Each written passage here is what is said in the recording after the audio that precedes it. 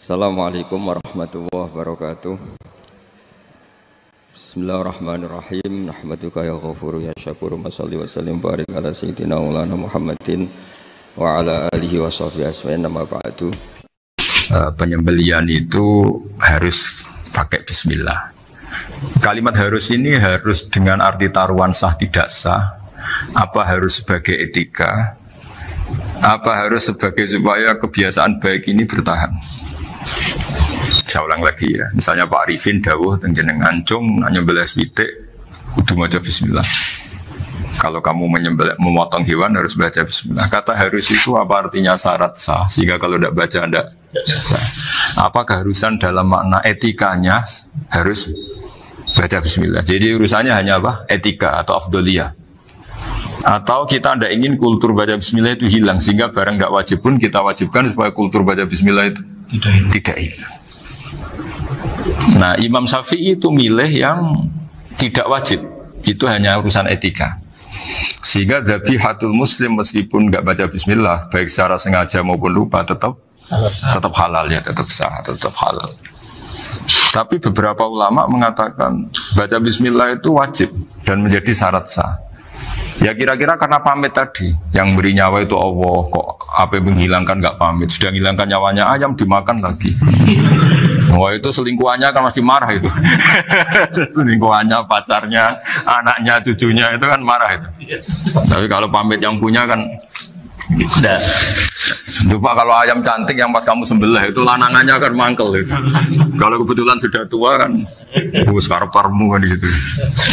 Misalnya Matan cerita, yang dikatakan menyembelih itu apa? Ya nyembelih itu ya nyembelih itu memotong hewan. Terus motongnya dari mana? Kalau kamu motong hewan dari mana coba? Dari belakang atau dari depan? Dari mana? Depan misalnya. Pertanyaannya, ketika dari depan itu paling penting terpotong al-hulkum wal mari misalnya. Yang satu majrur to'am, yang satu majrur ruh, yang gitu, majrur nafas. Tapi andekan dari belakang gimana? Tapi tetap terpotong. Mulai ribet kan? Kalau kubu sebelah kan enak. Pokoknya nggak sunnah Rasul seperti itu, nggak mau debat.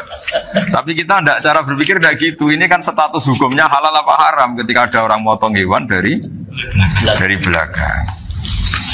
Nah, terus kita berdebat kan? Mesti berdebat itu mau dibilang haram, nyatanya memenuhi syarat. Apa tadi pemotongan, hukumnya kena, amarinya kena. Mau dibilang halal, jangan-jangan pitiknya sudah pingsan, sudah mati karena dogrok-dogrok dari belakang. Nah, itu terus ulama debat, kan mungkin juga, ya kan? Pitiknya sudah setengah kena corona, pingsan terus, ya kan? Sudah pingsan terus digorok. Nah seperti ini mau tidak mau kita harus detail. Detail artinya yang dikatakan menyembelih itu apa? Ya nanti tak bacakan tabir di Bajiriah sekaligus ijazah untuk jenengan semua. Yang dikatakan menyembelih adalah mematikan hewan yang hidup dengan kaifiyah syariah. Saya ulang lagi, mematikan hewan yang hidup dengan kaifiyah syariah. Nah kalimat hidup ini mulai masalah. Hidup yang apa? Misalnya ada hewan, saya sering kalau ngaji cerita, ada ayam jago ketandang mobil, ketabrak mobil, kejet-kejet. Enggak kamu sembelih pun 1 menit lagi pasti meninggal. Ini kan hanya koordinasi prosedur saja. Karena prosedur ayam mati harus kejet-kejet, nggak boleh nggak langsung peletes mati, nggak boleh. Nah pertanyaannya ketika kejet-kejet ini kamu sembelih, itu halal apa enggak? Wong andekan tidak disembelih juga sudah mati. Artinya penyembelihan ini kan tidak memberi kontribusi pematian, tapi enggak ngefek. Makanya terus ada perdebatan. Ada hayatun mustaqirrah, ada hayatun ittiroriyah, ada harokatu masbuh. Itu kalau enggak sarah enggak bisa. Lalu pertanyaan nakalnya begini. Saya itu betul pernah ngalami itu. Ayam jago itu kan mahal, apalagi kalau Bangkok kan. Saya pas jalan-jalan sama anak saya, sama jalan-jalan mau ke pasar itu di pertolongan dua rumah. Gus halal tuh orang, kadang tanya orang awam, halal kata saya. Padahal andekan tidak disembelih ya pasti mati. Suatu saat ada yang mengkonfirmasi lagi.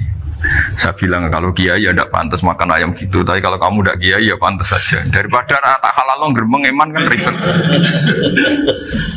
Nah sebetulnya itu dalam mazhab Syafi'i itu tidak halal karena dia sudah tidak punya hayatun mustaqirrah. Karena tadi setengah menit lagi atau 1 menit lagi pasti mati. Kan dia belum mati karena koordinasi Israel saja tetap yang ngambil itu. Tetap kan nggak segampang itu kan, tetap prosedur apa? Jalankan SOP. SOP-nya harus ada. Nggak boleh mati selonang-selonang itu nggak boleh. Tetap ada SOP kata Pak Arifin ada SOP. Dia kalau sama saya bisa guyon kalau. Nah, tapi misalnya nanti pertanyaan. Tapi dalam mazhab Maliki itu diabaikan, hayat mustaqirrah, hayat ittiroriyah, hayat itu diabaikan. Cara berpikir Imam Malik lebih matematis.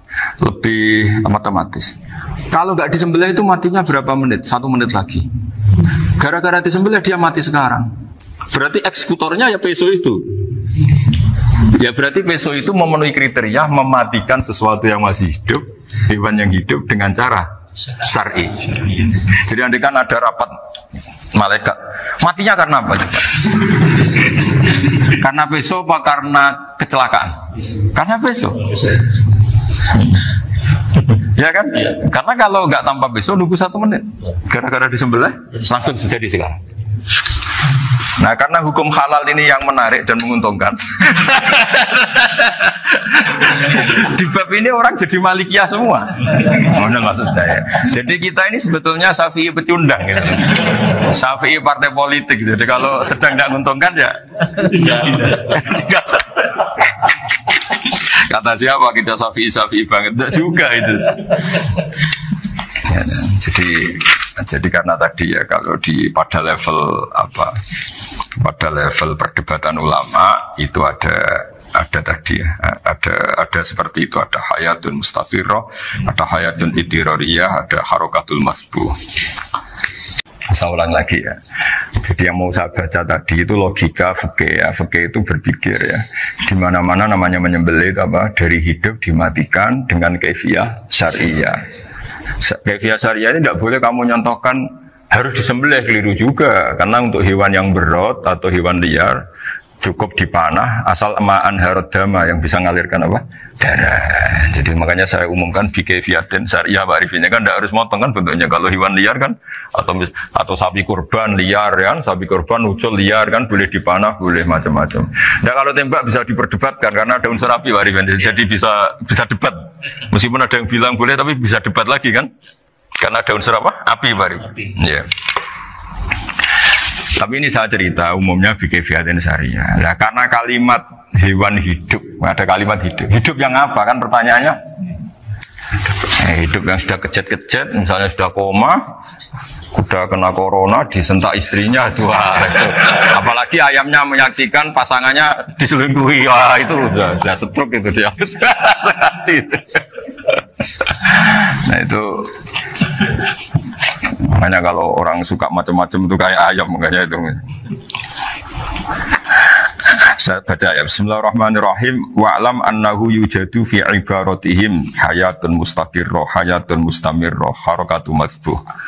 Wa yuqalu aisyu mazbuhin. Wal farqu bainaha annal hayata al mustaqirrata yakunu maha ibsarun bi ikhtiyarin wa nutqun yu bi ikhtiyarin wa harakatun ikhtiyariyah. Wal hayat al mustamirah ya allati tastamiru ila khurujir ruh minal jasad. Wa harakatul masbuh ya allati la yabqa maha ibsarun bi ikhtiyarin wa la nutqun bi ikhtiyarin wa la harakatu ikhtiyariyah.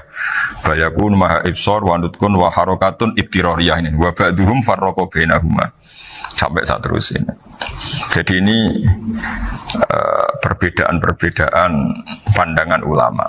Nah, Imam Malik itu mengabaikan semua istilah itu. Sing penting pas mbok sembelih itu kecelok urip, corong Jawa kecelok urip.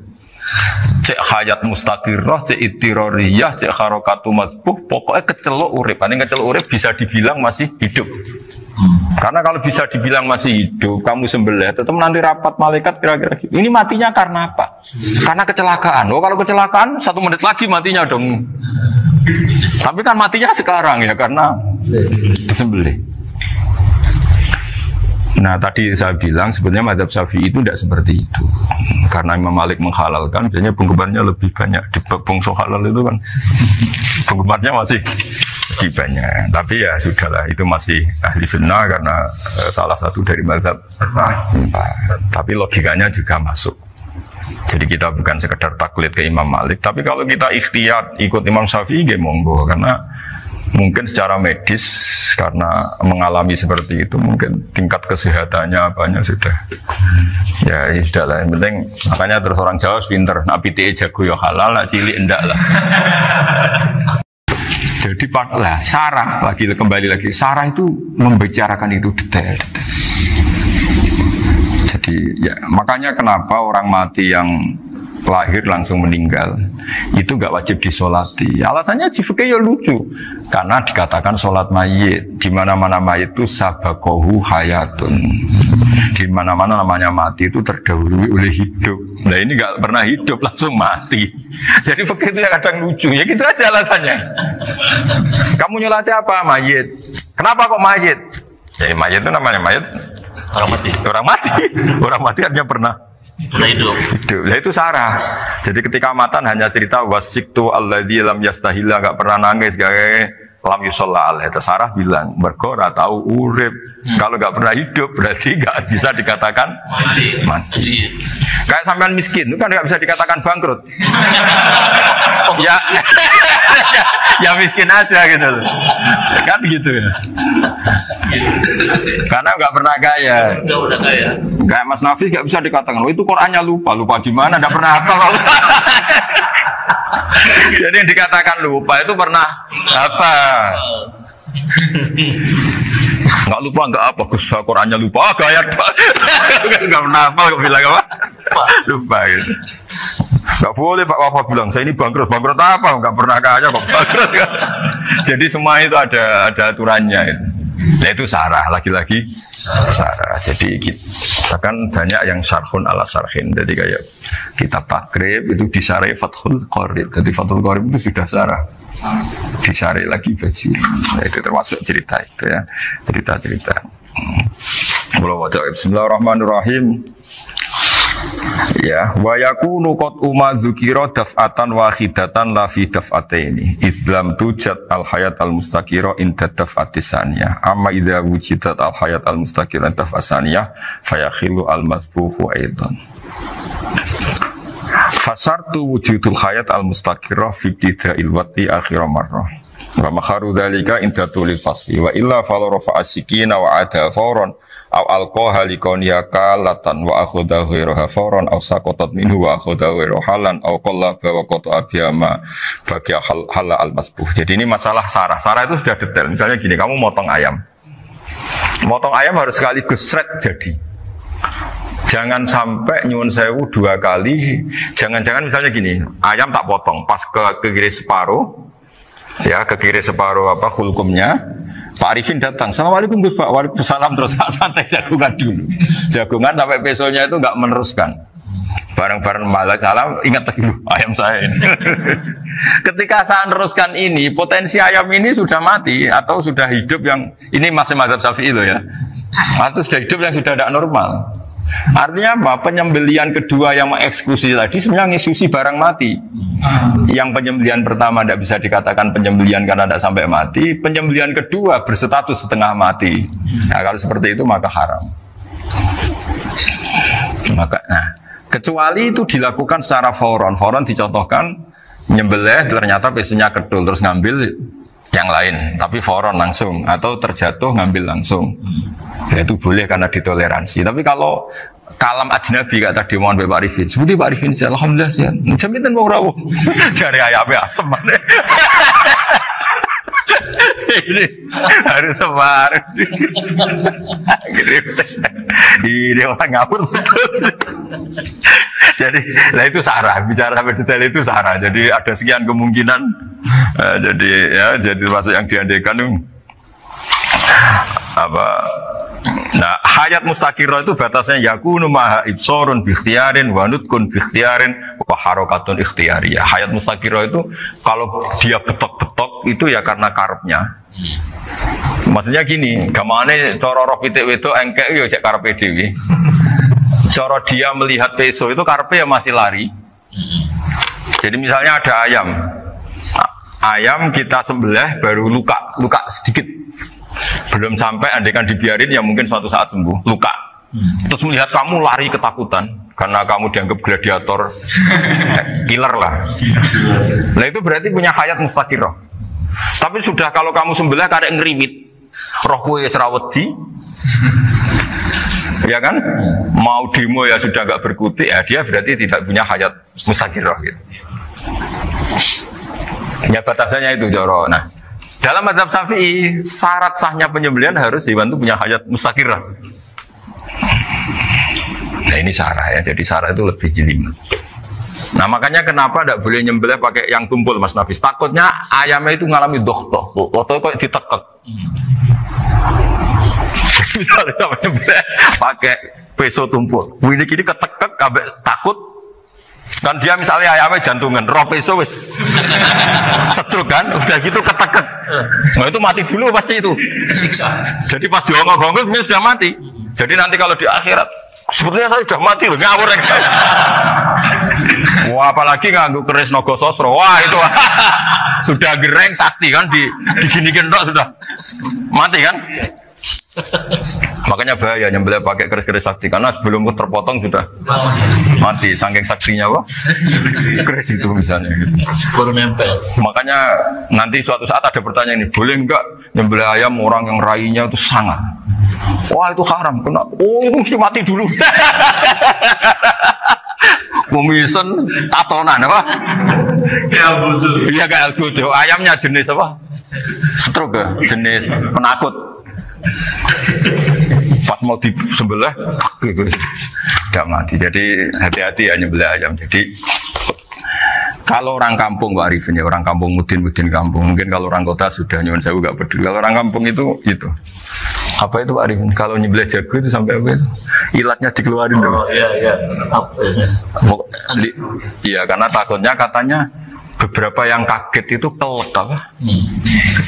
Ketelan. Iya ketelan ya. Ya itu ya ada kearifan gitu, tapi ya terlalu ya menyiksa ayam. Tapi memang potensi katanya Pak Arifin. Katanya yang ahli-ahli itu ya. Jadi kalau dia jago ya mau disembelih, saking takutnya itu. Kalau orang Jawa kalau takut kan yang ngelek idu ya. Orang Jawa loh ya.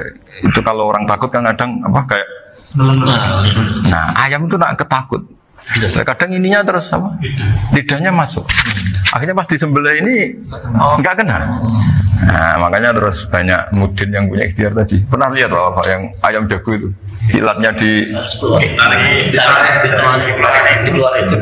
ya itu ya tidak wajib, cuma tidak bisa kita salahkan. Tapi kata penyembelih yang ini tak tanya eksekutor yang lain, pokoknya rodok dipenek Gus. Iku seraiso. Saya belum pernah nyembelih ayam karena ini kan selain nggak profesi saya juga nggak mentolonan saya. Tapi ini beberapa kefiah yang penting kita tahu ilmunya. Yang paling pokok itu qatul khulqum wal mari. Ya kira-kira dalan sing dienggo nafas sama dienggo makanan tadi. Ya tapi itu tadi caranya semua itu harus mengalami atau masih punya hayatun mustaqirah. Nah, takutnya dalam konteks nyembelih yang apa tadi? Saya bilang separuh tadi. Itu jamnya normal enggak? Itu sudah jam 11 ya? Jam 10. Oh, jam mati almarhum itu. Itu enggak halal disembelih itu sudah maitah ya. 10, 14, 10. Iya ya. Ya makanya saya bingung lihat jam. Ya jadi itu Pak Wafa ya, pentingnya sarah itu seperti itu. Matan itu kan asal nyembelih saja, tapi di sarah diterangkan jangan hanya nyembelih, yang disembelih harus ada hayatun mustaqirah, karena dikatakan penyembelihan adalah menghilangkan nyawa dengan cara yang syar'i. Kalau nyawanya saja sudah hilang bukan nyembelih gitu. Nah potensi itu ada ketika jago kamu sembelih pakai yang tumpul, ini ada dohtoh. Loh, hewan itu juga kayak manusia loh, karena punya hati. Ketika takut saja mati. Nah takutnya ulama kan ini ngalami dohtoh. Kayak orang ditekek kan mati kan, ditekek kaget. Contoh gampang gini, orang ditekek perempuan kemungkinan mati itu kecil, karena murni hanya ngalami pernafasan. Tapi nak ditekuk wong gagah tatonan kan terus dua reaksi tubuh. Takut sama nggak bisa bernapas itu kan lebih cepat, apa? Mati. Kira-kira kan gitu. Lah ini sudah takut dongok-dongok itu kan nyiksa. Saya sering ketemu orang yang ahli nyari ular, nyali apa. Itu ya gitu. Filosofinya sama seperti orang perang. Harus bikin takut. Iku kewan, Gus nak disewentak, iku telelekan dari telelekan iku. Apa Pak Anda bicara bahasa Batawi ini? Orang kaget terus terpaku itu. Teorinya Khalid bin Walid kan gitu. Kalau perang supaya musuh takut. Kamu tahu saya, kami siapa? Ayat ji'na biqaumin yuhibbunal mauta kama tuhibbunal hayat. Kita ini bawa pasukan yang mereka mencintai mati kayak kalian mencintai hidup. Pasukan kami ini wadar wis, berani modar ya wis gitu. Kira-kira gitu kalau bahasa Jawa itu. Berani mati. Akhirnya musuhnya kan nah, di antara syaratnya perang kan gitu, harus bikin musuh itu takut, gemeter. Nah telelekan itu gampang gitu. Telelekan itu pokoknya tadi loh Arifin, kepaku tadi. Nah agak berkutik. Paham ya? Nah jangan-jangan ayam yang kita sembelih mau wis wedi dongok-dongok mati duluan gitu. Nah makanya terus kata musannaf kalau bisa itu wa yakunu madzukira bidafatin wahidah. Kali itu usahakan sekali jadi.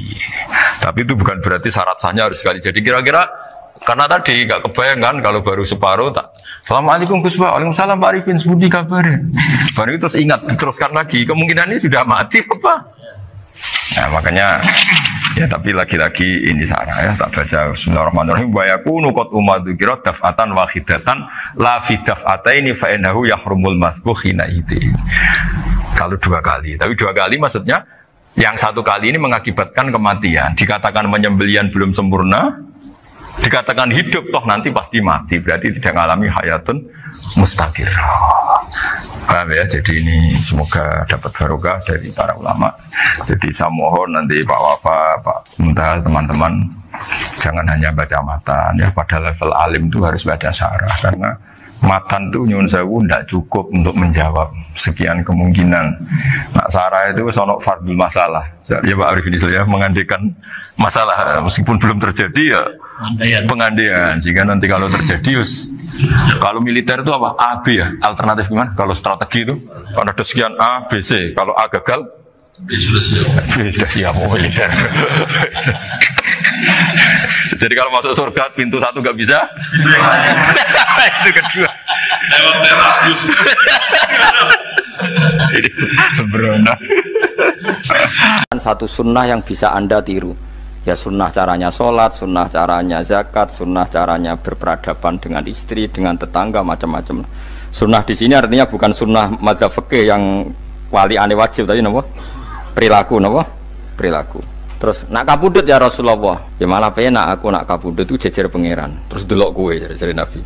Nak kelakuan apik, aku muji pangeran. Nak kelakuan elek, wong aku wis parek pangeran tak jalukno sepuro. Mane ndak blegem terus no ae mergo selain itu bakat ya ono sing jalukno napa sepuro. Lah prop sajane kowe lah ya urip. Kowe misale mati saiki lah ya urip, tapi kan gak duwe hak jalan-jalan. Berarti dulu malaikat terus panjang napa? Mulane sampai butuh napa? Atakoh kubro apa nak cara mriki sing diwacana kulhu ping akeh apa? Napa cara mriki? Boleh. Enggak cara mriki lho. Fida, nak cara bahasa kitab kok atakoh. Cara mriki fida. Ben ora mlebu neraka apa ben mlebu swarga? Maksudnya ben mlebu neraka atau ben gak mlebu swarga? Lah wong jelas mlebu neraka kok wis divida. Berarti SPD banget nak mlebu neraka. Saking yakine nganti apa? Divida. Vida itu nak teng kitab-kitab niku madzhab Malik ya. Jadi sampean aja darani bid'ah sih. Memang dalam madzhab Imam Malik itu ada atakoh kubro. Atakoh itu merdekakno mayit utawi tiyang saking neraka. Itu dulu awal ijazahnya itu kalau nggak salah itu 12.000 kulhu. Terus di Indonesia malah meningkat jadi 100.000 ya. Wah itu bagus itu peningkatan itu. Saya mau coba nganti blengoran gegem itu. Nah sing anake jagunge diitung sitok-sitok, nah sing wong liya kerawu wis. Mula bolak-balik diundang ra tau teko, perkara niku wis ketoke ra meyakinkan kerawuk sih. Nah, itu mungkin benar ya. Artinya mungkin benar itu, kalau roh itu tidak meninggal, berarti ya masih menerima doa kita, masih ada muasalah sambung dengan kita. Sehingga itu yang diceritakan Rasulullah SAW ketika Mi'raj. Rasulullah ketika Mi'raj itu di semua hadis sahih, seolah lagi di semua hadis sahih, Nabi itu ketemu para Nabi ndak? Ketemu. Karena bagi Allah nggak masalah. Ya masih punya sentimen. Ya layaknya orang hidup. Ya ono sentimen berhubung Nabi saudarane hasud. Ya duwe sentimen. Nabi Muhammad itu ketemu Nabi Idris, ketemu Nabi Adam, terus ketemu Nabi Musa, Nabi Isa, terus macam-macam. Sing ra ketemu Nabi Nuh dalam semua sejarah. Mergo jare beda madhab jare dadi.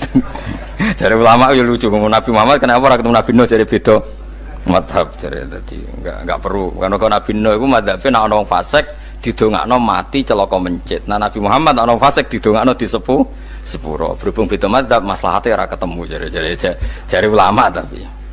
Maksudnya nebak-nebak ora kok iku dawuhe Kanjeng Nabi napa? Yang karuan dawuhe Nabi itu begini, sampean tak ceritani.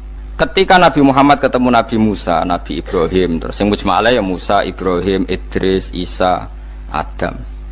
Niku nggih ada sentimen. Masyhur itu. Nabi Musa ketika Nabi Muhammad diwajibkan sholat 50 rakaat, Nabi Ibrahim diam, padahal ngliwati Ibrahim ya, Ibrahim paling tinggi di langit 6, Musa 5. Harusnya kan Ibrahim komen, tapi Ibrahim mboten komen. Ya wae bar munggah ke langit ya tenange Nabi Ibrahim.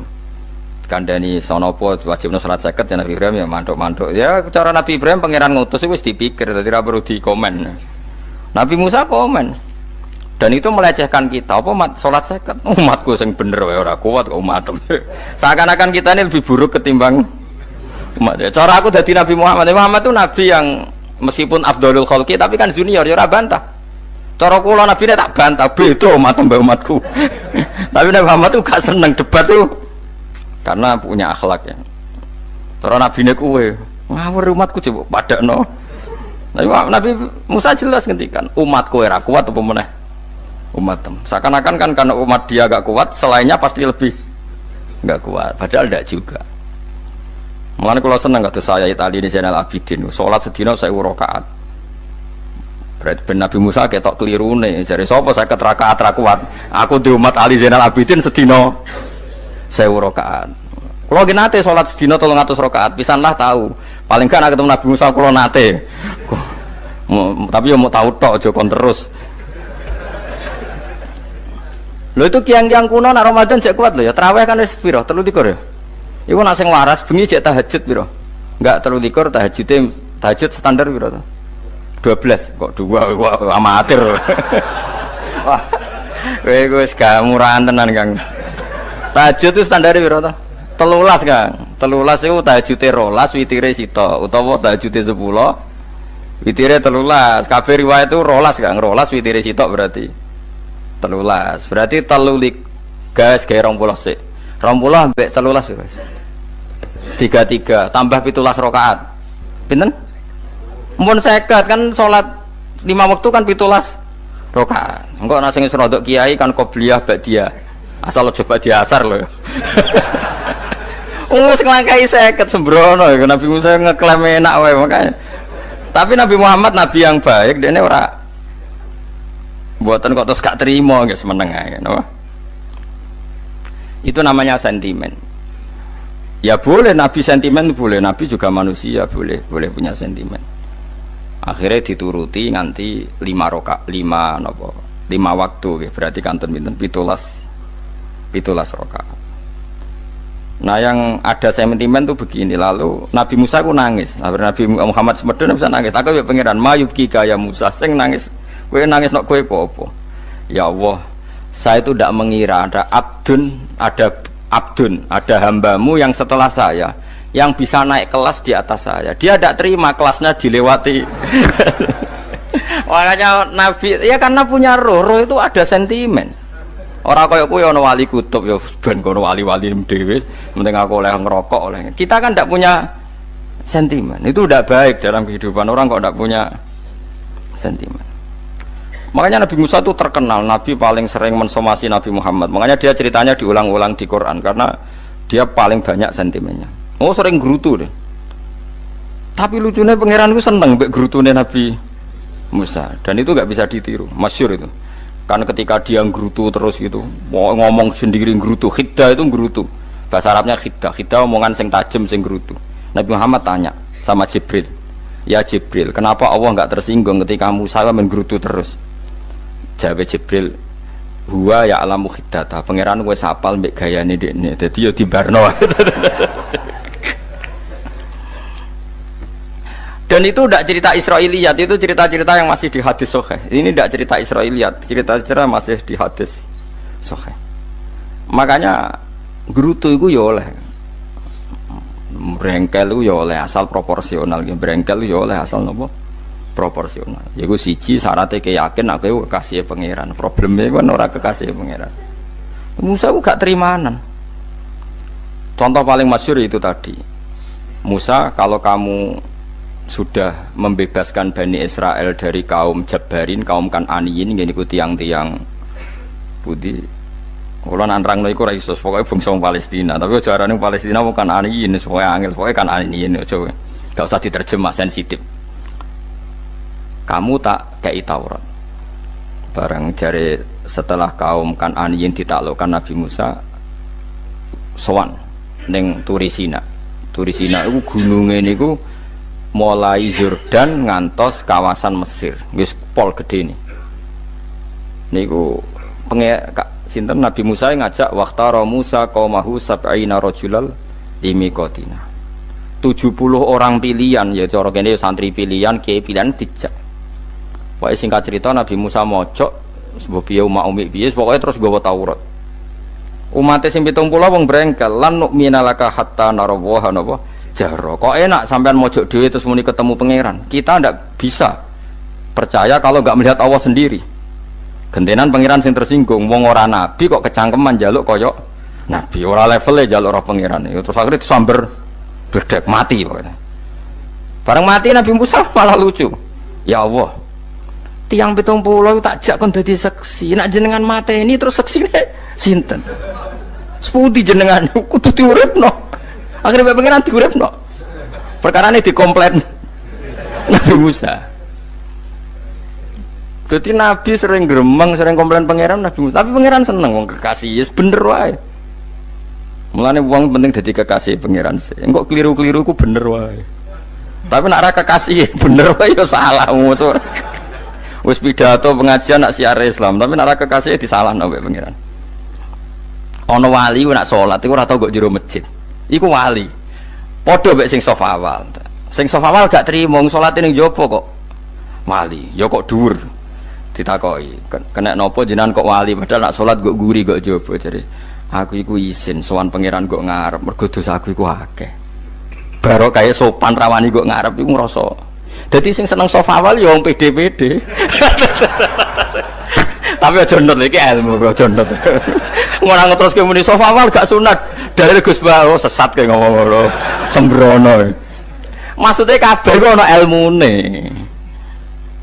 Lan kalau nak sholat gue gurih ya ana ilmune. Mergo nak kok ngarep imame dredeg faktore iku. Dadi yo ana wali mergo sholat kok gurih. Inni astaghfi minallah iki isin mbek pangeran. Nak aku sing atadan nasubidzunub aku urung bersih kok sholat kok ngarep. Ane wong ngaji ku ya bolak-balik aja kok mau ngaji. Afdol paling soft paling apik soft awal, terus maksa soft awal mau soft guri iku ya ilmu. Mbok guri ku ya ilmu. Sing ora ana ilmune iku ora jamaah, iku ora ana ilmune. Nek iku ora ana napa? Ilmune blas iku. Dadi wali ku ya macam-macam. Paham ya? Terus Nabi Musa niku nak ndonga niku ya ora karu-karuan, cara kita anut ya ora karu-karuan, tapi Nabi kekasih pangeran ya masyhur. Atuhlikuna bima fa'alas sufaha'u minna. Itu sedurunge Rabbi law syi'ta ahlaktahum min qablu wa iya. Nak mereka jenengan sambar bledek perkarane salah, menisan kula dadi gak nabi-nabinan. Dadi nabi ora di wong andalan. Nak menisan pateni iki kula menisan pateni dadi terus bar gak nabi-nabinan. Terus atuhlikuna bima fa'alas sufaha'u minna. Karo dene wong tiyang goblok kliru jenengan pertimbangno. Barno ampun wong goblok wae. Lah iku sing tak anut, mulane wong goblok ku barno wae. Wong goblok kok dipertimbang. Ana wong ngomong pahpo keliru ben kok wong goblok. Nah cara Nabi Musa iku atuhlikuna bima fa'alas sufaha minna atuhliku notong rusak panjenengan ing kita bima fa'alas sufaha napa minna. Jadi mulane aja geman ya tiyang niku sok pinter. Mergo pangeran itu cara pandang itu apa ya? Sering di luar dugaan kita. Nabi Musa sing koyo ngono ya kekasih pangeran dal gremeng terus. Tapi barokah nabi kekasih pangeran gremenge wae dadi rahmat. Mosok Nabi Muhammad salat 50 rakaat disuda 5 nganti ping 9. Pokoke kabeh riwayat itu nganti ping 9. Mergo pangeran nyudane ya mok 5, 45 disuda 5 neh 40. Pas nganti 9 iku 45. Lho pas karek 5 Nabi Musa lagi usul kon nyudone. Wah iku cara kesampaian jos tenan. Dadi karek 5 kan patang kan 50. Mari Mustafa reso matematika beta takoki. 50 dikurangi 5 ping 9 karek piro, Mus?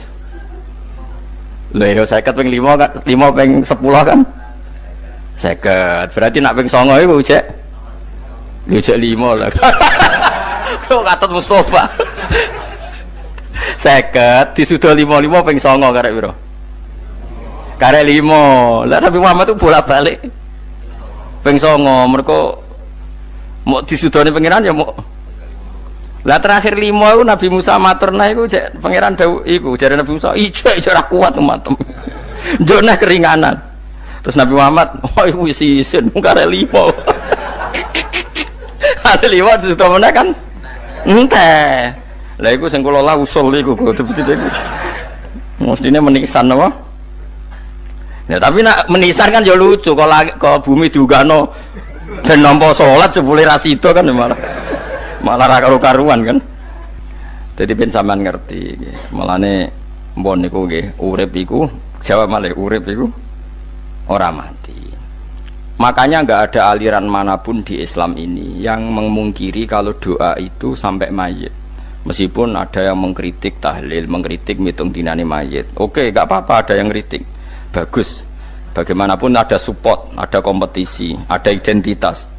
Tapi kalau meyakini doa enggak sampai mayit itu enggak ada dalam firqah ulama manapun. Meskipun ada yang kritik kaifiahnya, misalnya kaifiah tahlil itu bid'ah. Enggak masalah ada yang kritik seperti itu. Tapi kalau mengatakan doa enggak sampai mayit itu salah besar.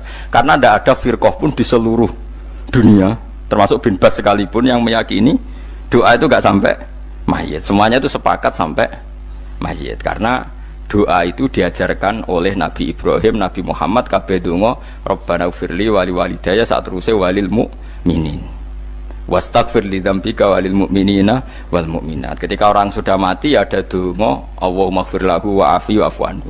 Karena tadi logikanya gampang, yang mati itu jasad, roh itu tidak pernah mati. Karena roh ini tidak pernah mati, roh ini ada masalah besar, dia ngadepi mungkar nangkir, ngadepi macam-macam karena dia hidup.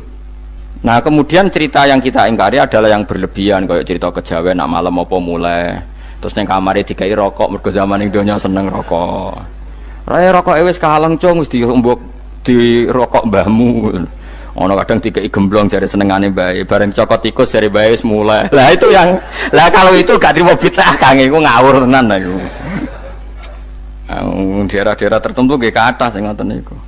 Lah nek senengane dhuwit yo dikai dhuwit nek agar duwe ilang jare wis dijuk bae. Lah niku mboten enten sanate. Makanya roh itu enggak pernah selesai didiskusikan ulama. Ada yang mengatakan roh itu apa, ada yang mengatakan roh apa. Tapi apapun itu istilah Quran memang roh itu tidak makhluk. Disebut kulir ruhu min amri rabbi. Itu kan jelimet sudah. Jadi begini kalau terang, tapi aja salah paham. Allah itu punya dua istilah. Ada ala lahul khalqu wal amru. Ada khalqu kayak langit bumi yang fisik itu khalqu. Ada amr.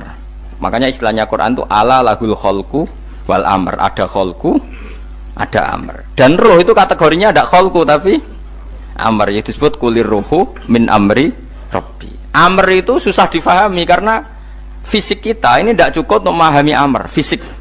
Lah carane memahami piye Gus? Ya gampang, riwayahe yo paham, nek ora wae paham aja peksa paham. Carane piye yo mati. Nah dalam konteks ini hidup yang sekarang itu menjadi kita bodoh. Nah ini yang Nabi kadang ngendikan an-nasuniyamun wa idza matu intabahu. Manusia yang sekarang ini hakikatnya tidur. Nanti kalau mati baru bangun, ngelilir intabahu bangun. Contoh gampang begini, ini contoh paling gampang.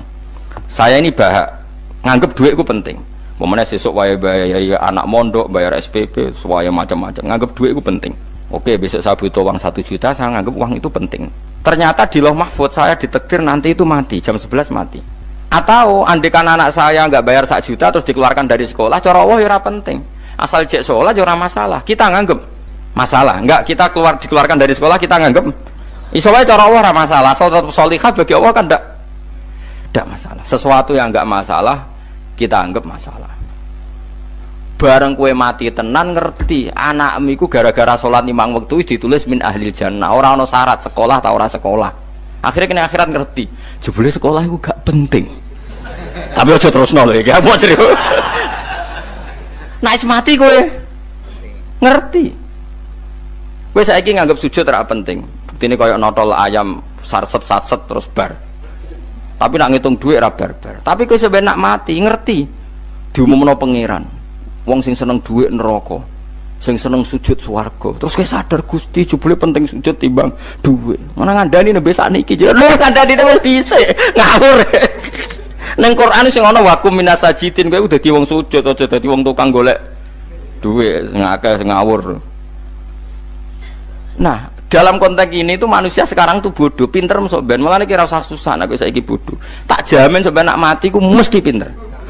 Musiku nasib pangeran laqad kunta fi ghaflatin min hadza fakashafna angka khita'aka fabasarukal yauma hadid. Kowe saiki lali rapati roh ilmu, tapi sampeyan nek mati fakashafna angka khita'aka, tutup bodohmu tak ilangno jare pangeran. Fabasarukal yauma hadid. Kowe sampeyan pinter, hadid ku cerdas. Makanya kamu ndak usah kesusu pinter sekarang, tak jamin nanti itu pasti pinter. Cuma pas pinter kalau ta'lamuna ilmal pas to ilmal yakin pas latarawunnal jahim. Pas pinter pas wayahe mlebu neraka. Lha iku perkara iku disebut alhaqumut takatsur hatta zurtumul maqabir. Kalla saufa ta'lamun summa kalla saufa ta'lamun. Terus kalla law ta'lamuna ilmal yakin pas to ilmal yakin pas latarawunnal jahim. Pas kowe dibuka pangeran lho iki lho hakikate uripem. Didelok sujud temuk sithik golek duwe akeh. Maca tasbih sithik nak jiwagongan sewengi, maca tasbih mok ping 3. Ketokno kabeh mek pangeran. Kewangan kanca nganti direwangi umbal 1 juta mok kangen kanca masa lalu ora tau kangen masjid diumbali 1 juta. Lho kula nate lho ngekeki dhuwit masjid. San iki dhuwit kekno masjid saja. Anggap ae kangen masjid. Aku kadang kangen kanca tak biayai 1 juta, sekali-kali kangen masjid tak biayai. Ngiling-ngilingan. Mulane kula nu seneng umroh ora kok ora oleh dhuwit. Kangen Nabi tak biayai lah 24 juta. Kadang kangen konco, kangen sing ra penting-penting. Umpamane ana reuni bareng iku santri kok reuni bareng. Aduh, kok cah SMA. Iku sampe ditakokno kabeh mbek pangeran. Tapi kalau orang ngaramno jero-jerono, senengane kok gawe mafhum sing enggak terkendali. Tak kon nangkep kabar eskrim kena gawe viral sing ra bener. Makanya hidup ini masalah, justru dengan hidup ini kita menjadi bodoh. Kenal pejabat penting, di duit penting, koneksi banyak. Cara pangeran sing penting ya eling pangeran iku, mergo iku sing mbok panen ning akhirat, liyane iku ora ono gunane. Tapi rom iku sok ben. Iku fakashafna angka khita'aka fabasarukal yauma hadid. Lan kula niku kadang ya kecewa ambek urip. Mulane masyhur ngendikane sinten niku Abdul Qasim Al-Junaidi, dia muridnya ribuan. Ketika dia meninggal, ditanya di mimpi, muridnya tanya, apa yang manfaati bagi engkau ya Abdul Qasim? Murid saya semuanya tidak ada gunanya, saya mengajari ribuan mereka tidak ada gunanya. Wa ma nafa'ani illa rukai'atun roka'atuha intas sahur.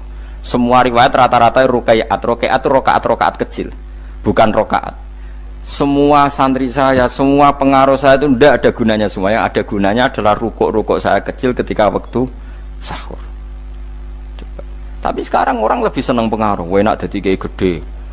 Pengajian wakai, sing nyangoni wakai, sing nyucup wakai, nanti urusan sikit maya. Itu ora penting kabeh. Mulane kula niku tak latih roh saiki timbang roh kusuk ben damel isen mbek pangeran. Kuwatir kula pas roh pas latarawunal jahim. Kula pengaruh kula kathah cara nuruti gaya-gaya nanteng mriki teng Bojonegoro, tapi kula wedi. Bar saiki tak anggap penting lah timbang sampeyan dielingno pangeran wis tak latih saiki. Kula urip dhewean nggih biasa, tak latih. Soal kula mulang jan wajib wong alim wajib mulang. Lah cara sing alim kula yo ngaji, cara sing alim sampean aku yo ngaji ora masalah. Nah saiki tapi yo mikir kula. Kepengen dunia terbalik tapi. Jadi wong sok ben iku pinter. Nah mulane wong kafir sok ben oleh muni ngene. Kena apa kaya kok mlebu neraka? Wa qalu law kunna nasma'u aw naqilu ma kunna. Dadi umpama riyen kula pinter ora dadi ahli neraka. Berarti wong kafir saiki ku cek goblok. Sok ben yo pinter. Sok ben kowe lah yo pinter, pinter banget sampean. Jajal saiki sampean pikir. Kowe nak ngelem wong utawa ngelem mobil, seri mobil terbaru. Itu kalimatnya mungkin bisa satu kuras. Wah mobil ini bagus, serinya gini, HP ini begini, itu bisa satu kuras. Pas ngelem pangeran mengene tok sing ngecat Lombok. Pangeran ku sapa sing ngecat Lombok? Wong nyifati HP wis sak kuras. 10 menit rabar. Nyifati pangeran sing gawe dekne muk muni sing ngecat Lombok. Neraka ta ora kira-kira sing jenis ini. Cara nabine aku tak nerakakno. Untung nabine Nabi Muhammad sallallahu alaihi wasallam apikane ra karuan ngono iku ya ape disafaati bae sing gento-gento ngono iku ya malah ben Nabi dikai solusi ngene nek ngono wiridane subhanallah bihamdi adada khalqi. Pokoke Gusti kula maca jenengan niku suci sejumlah makhluke jenengan. Dadi kok kliru-kliru lah wis pokoke tau muni adada khalqi. Mulane kita ulangi iku nggo solusi. Dadi nek mujimu kurang akeh wis tau muni subhanallah wa bihamdi adada khalqi. Dadi aku sakake kowe luar biasa asline iku. Mulane normale kula mlebu swarga nak ndelok. Tapi swarga itu fadhole pangeran ora amal-amalan wis. Nah, sekarang sampean saat tanya, sekarang sampean tuh hidup apa mati kalau dalam pandangan ilmu hakikat? Sekarang malah mati. Hidup itu nanti. Makanya cara ilmu tasawuf tuh annasuniyamun manusa iku turu la wa idza matu. Nah, is mati lagi in tabahu lagi tadi. Makanya kita harus curiga dengan otak kita sekarang, pikiran kita sekarang. Justru karena kita hidup kita menjadi bodoh, nganggep bojo penting, duit penting, komunitas penting. Padahal yang penting tentu Allah Subhanahu wa taala. Tapi kan Allah apian, untungnya Allah ku apian. Ge mergawe ya dibarno, golek bojo ya dibarno. Butuh koneksi penjabat ya dibarno. Muni presiden Amerika orang terkuat di dunia mbek pangeran ya dibarno. Nyatane ya mati kok darani terkuat. Ukuran kuat itu apa coba? Misalnya ukuran kuat itu kasil kajati, apa mereka punya cita-cita semuanya kasil? Tidak juga. Mereka menguasai dunia yang musuhnya akeh. Kalau ukuran kuat tidak mati, presiden itu ya mati. Kan enggak, sebenarnya enggak pernah benar istilah yang terkuat ya, tapi pangeran yang ngembarno. Tapi kesomben nak ning akhirat, ilmu itu kelihatan semua. Kamu tidak akan muji orang kafir. Oleh muji piye ngarwane neraka sapi itu. Kowe ora bakal muji duit penting, sing ternyata sing penting maca napa tasbih. Mulane kula suwun teng donya iku ngiling-ilingan Kang, mbuh pira kadare iku. Tahu sungkem neng pangeran. Wis mbuh pira kadare. Syukur-syukur kados ayat wingi fa subhanallahi hina tumsuna wa hina tusyuhun. Wani esuk ya mergo muji pangeran, wani sore ya mergo muji pangeran. Lan disebut teng wiridan-wiridan asbahna wa asbahal mulku lillah. Kula wani esuk nggih tetep mawon kekuasaan teng jenengan. Kok wani sore ya amsena wa amsal mulku lillah. Nah, tapi wong sakniki ngene-ngene iki serapayu Kang. Kiai kados kula niku serapati payu. Wis mergo wong sakniki ku jabatan tu penting, uang ku penting ngene-ngene. Wong kafir wae roh nak dhuwit penting. Saiki lonte nganti dadi lonte mergo ngerti dhuwit iku penting. Copet nganti copet iku mergo ngerti dhuwit iku penting. Lah nek kowe kiai kok roh dhuwit iku penting, ilmu padha mek lonte mek copet. Paham nggih? Lho ora ngenyek lho niki, biasa mawon. Saiki lonte nganti dadi lonte mergo ngerti nek apa? Dhuwit penting. Copet nganti dadi copet mergo ngerti nek dhuwit. Lho terus kowe kiai kok mau ngomong, dhuwit iku penting. Lah kiai kok ilmune mok tok kono iku kembarane jek akeh. Tapi nek muni ngene, tahajud iku penting. Apa meneh wusul mbek Allah. Ora iso copet ngomong ngono, ora iso kudu kiai. Mulane jari Imam Ghazali, la tafrah bi ilmin sing yastariku ma'akal fusak wal kufar. Kowe aja bangga mbek ilmu sing wong fasik wae roh kaya kowe. Kok kowe ngomong ilmu apa mangan penting, bojo penting, duit penting. Lah wong fasik ora ya roh. Lah opo kowe ulama melok ngomong ngono? Sing ngomong ngono kowe akeh, kowe ora usah melok ngomong. Ya mok lakoni ngono wae kowe. Tapi bobor roh. Mergo nak roh kembar. Mane tak anggap Imam Ghazali itu ulama yang luar biasa. Dia ini nak merovokasi wong anti sono kowe jogeman seneng ilmu atau seneng nikmat sing yastariku ma'akal fusak. Iku mau misale kowe muni ngomong duit penting. Saiki tak takoki, copet nganti nyopet mergo apa? Ngerti apa? Duit penting. Koruptor nganti korupsi mergo ngerti duit penting. Lonte nganti lonte mergo ngerti nak duit. Terus kowe dadi kiai, nggo tafsir Jalalain godik pisan. Terus ngomong, duitku penting. Keliru sing darah duit ora penting. Sing bantah omong yo sapa? Wong ora kabeh nak duitmu. Penting. Ya ngomong ngono ya ngomong lah nggo hiburan. Tapi itu ya coba terus no penting meneh zuhud. Umatem ra salam temek marah loro. Wis pokoke meneng ae, sebenarnya pokoke meneng ae, pokoke meneng ae. Tapi kula namung ngelingaken nggih, pokoke sakniki niku mati, jeng ben niku urip. Nggih nek cara ilmu hakikat sakniki malah mati, jeng ben urip. Mergo Allah buka tutup-tutupe hakikat niku jeng ben nek wis mati. Fakasafna angka ghitaaka fabasarukal yauma hati. Mulane kathah ulama sing seneng mati mergo dianggap mati iku menuju alam hakikat. Mulane masyhur sinten Jalaluddin Rumi, ape mati murid do nangis, ndekne metu ngamuk. Murid bento, murid goblok. Kiyaine pe ketemu kekasih malah ditangisi, murid kok gobloke ngono. Saya ini lama sekali tersiksa dengan wadatnya dunia. Saya lama tersiksa dengan dunia.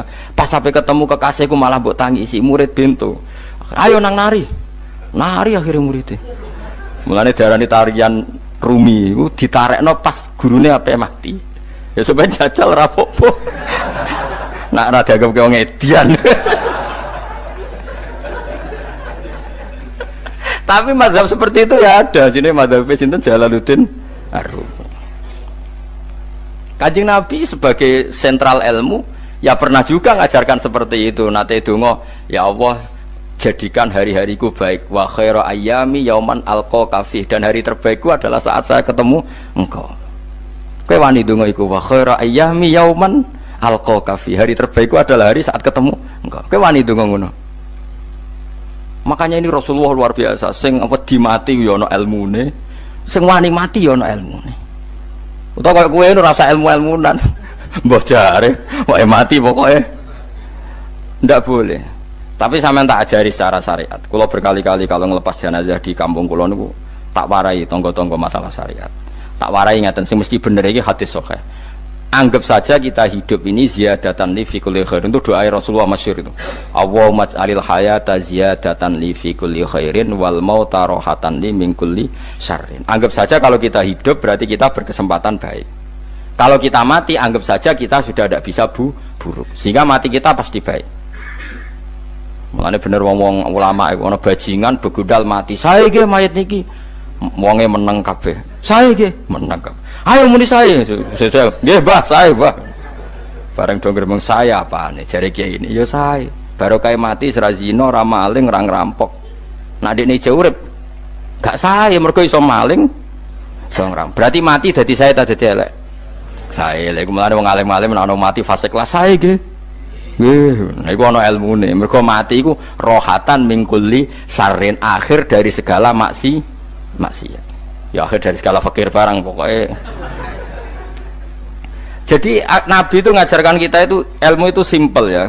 Anggap saja lah hidup itu. Misalnya kok jenengan ngaji kulo, anggap aja sampean ngaji kulo itu bentuk tawaduk. Aku ngalim lah tetep ngaji tawaduk. Kulo ge tawaduk. Bae aku kecelok ngalim lah kok Rembang sowan rene. Lho sampean mbek aku lo sowan kulo. Lho kulo wong alim gurumu sowan rene. Wong sowan niku sopan ta ora sopan? Sopan. Kowe ya sopan, alim lah bebo ngaji ya sopan. Sanggep ae ngono, pokoke anggap apik napa? Ojo kok terus. Pancen ngaji pancen ra iso lho, suudzon haram. Suudzon niku. Jadi Allah itu cara pandang itu lebih gampang ketimbang ahli fikih, timbang manusia. Kok bolak-balik nyontokno. Allah niku zat sing luar biasa. Gampangan. Wong Nabi Isa, kila Nabi Musa itu ada cerita di kitab Al-Minanul Kubro karangannya sinten Imam Saroni.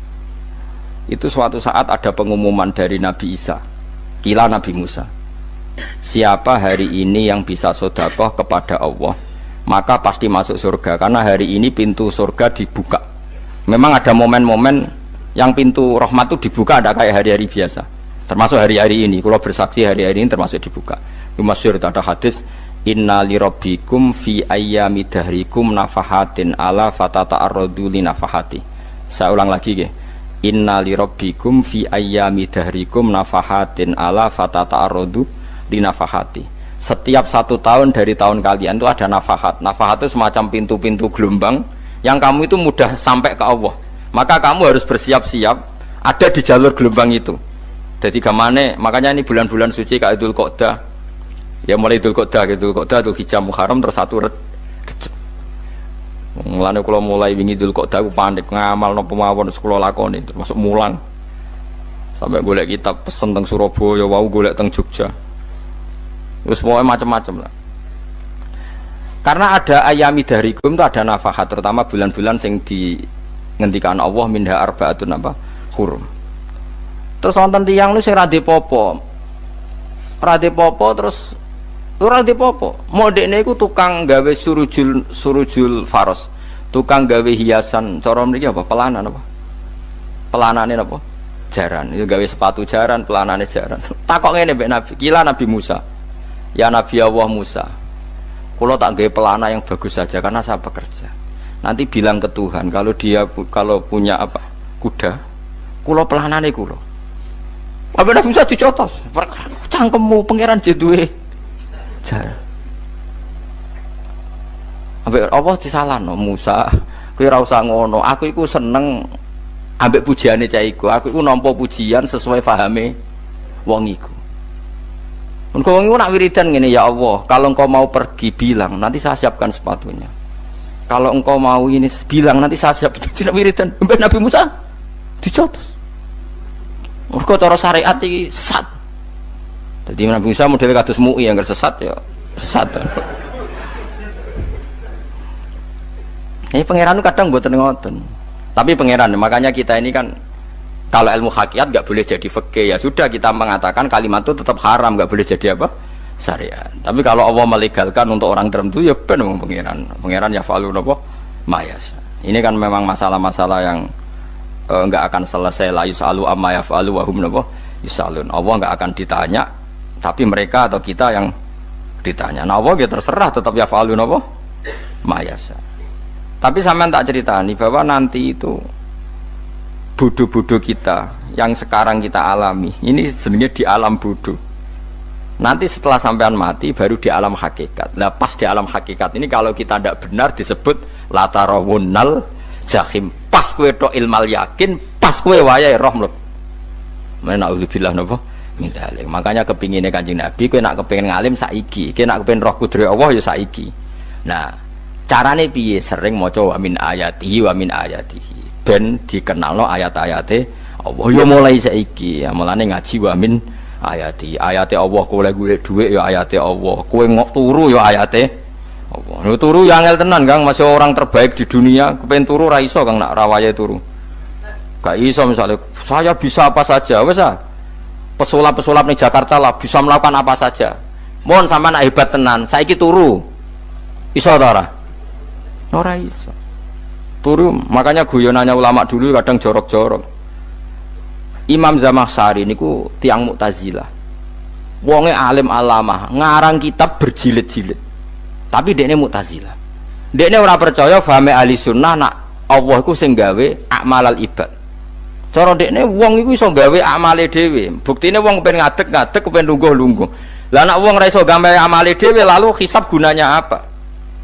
Mergo ana hisab, ana swarga neraka, mergo disesuaikno amale. Ora Allah.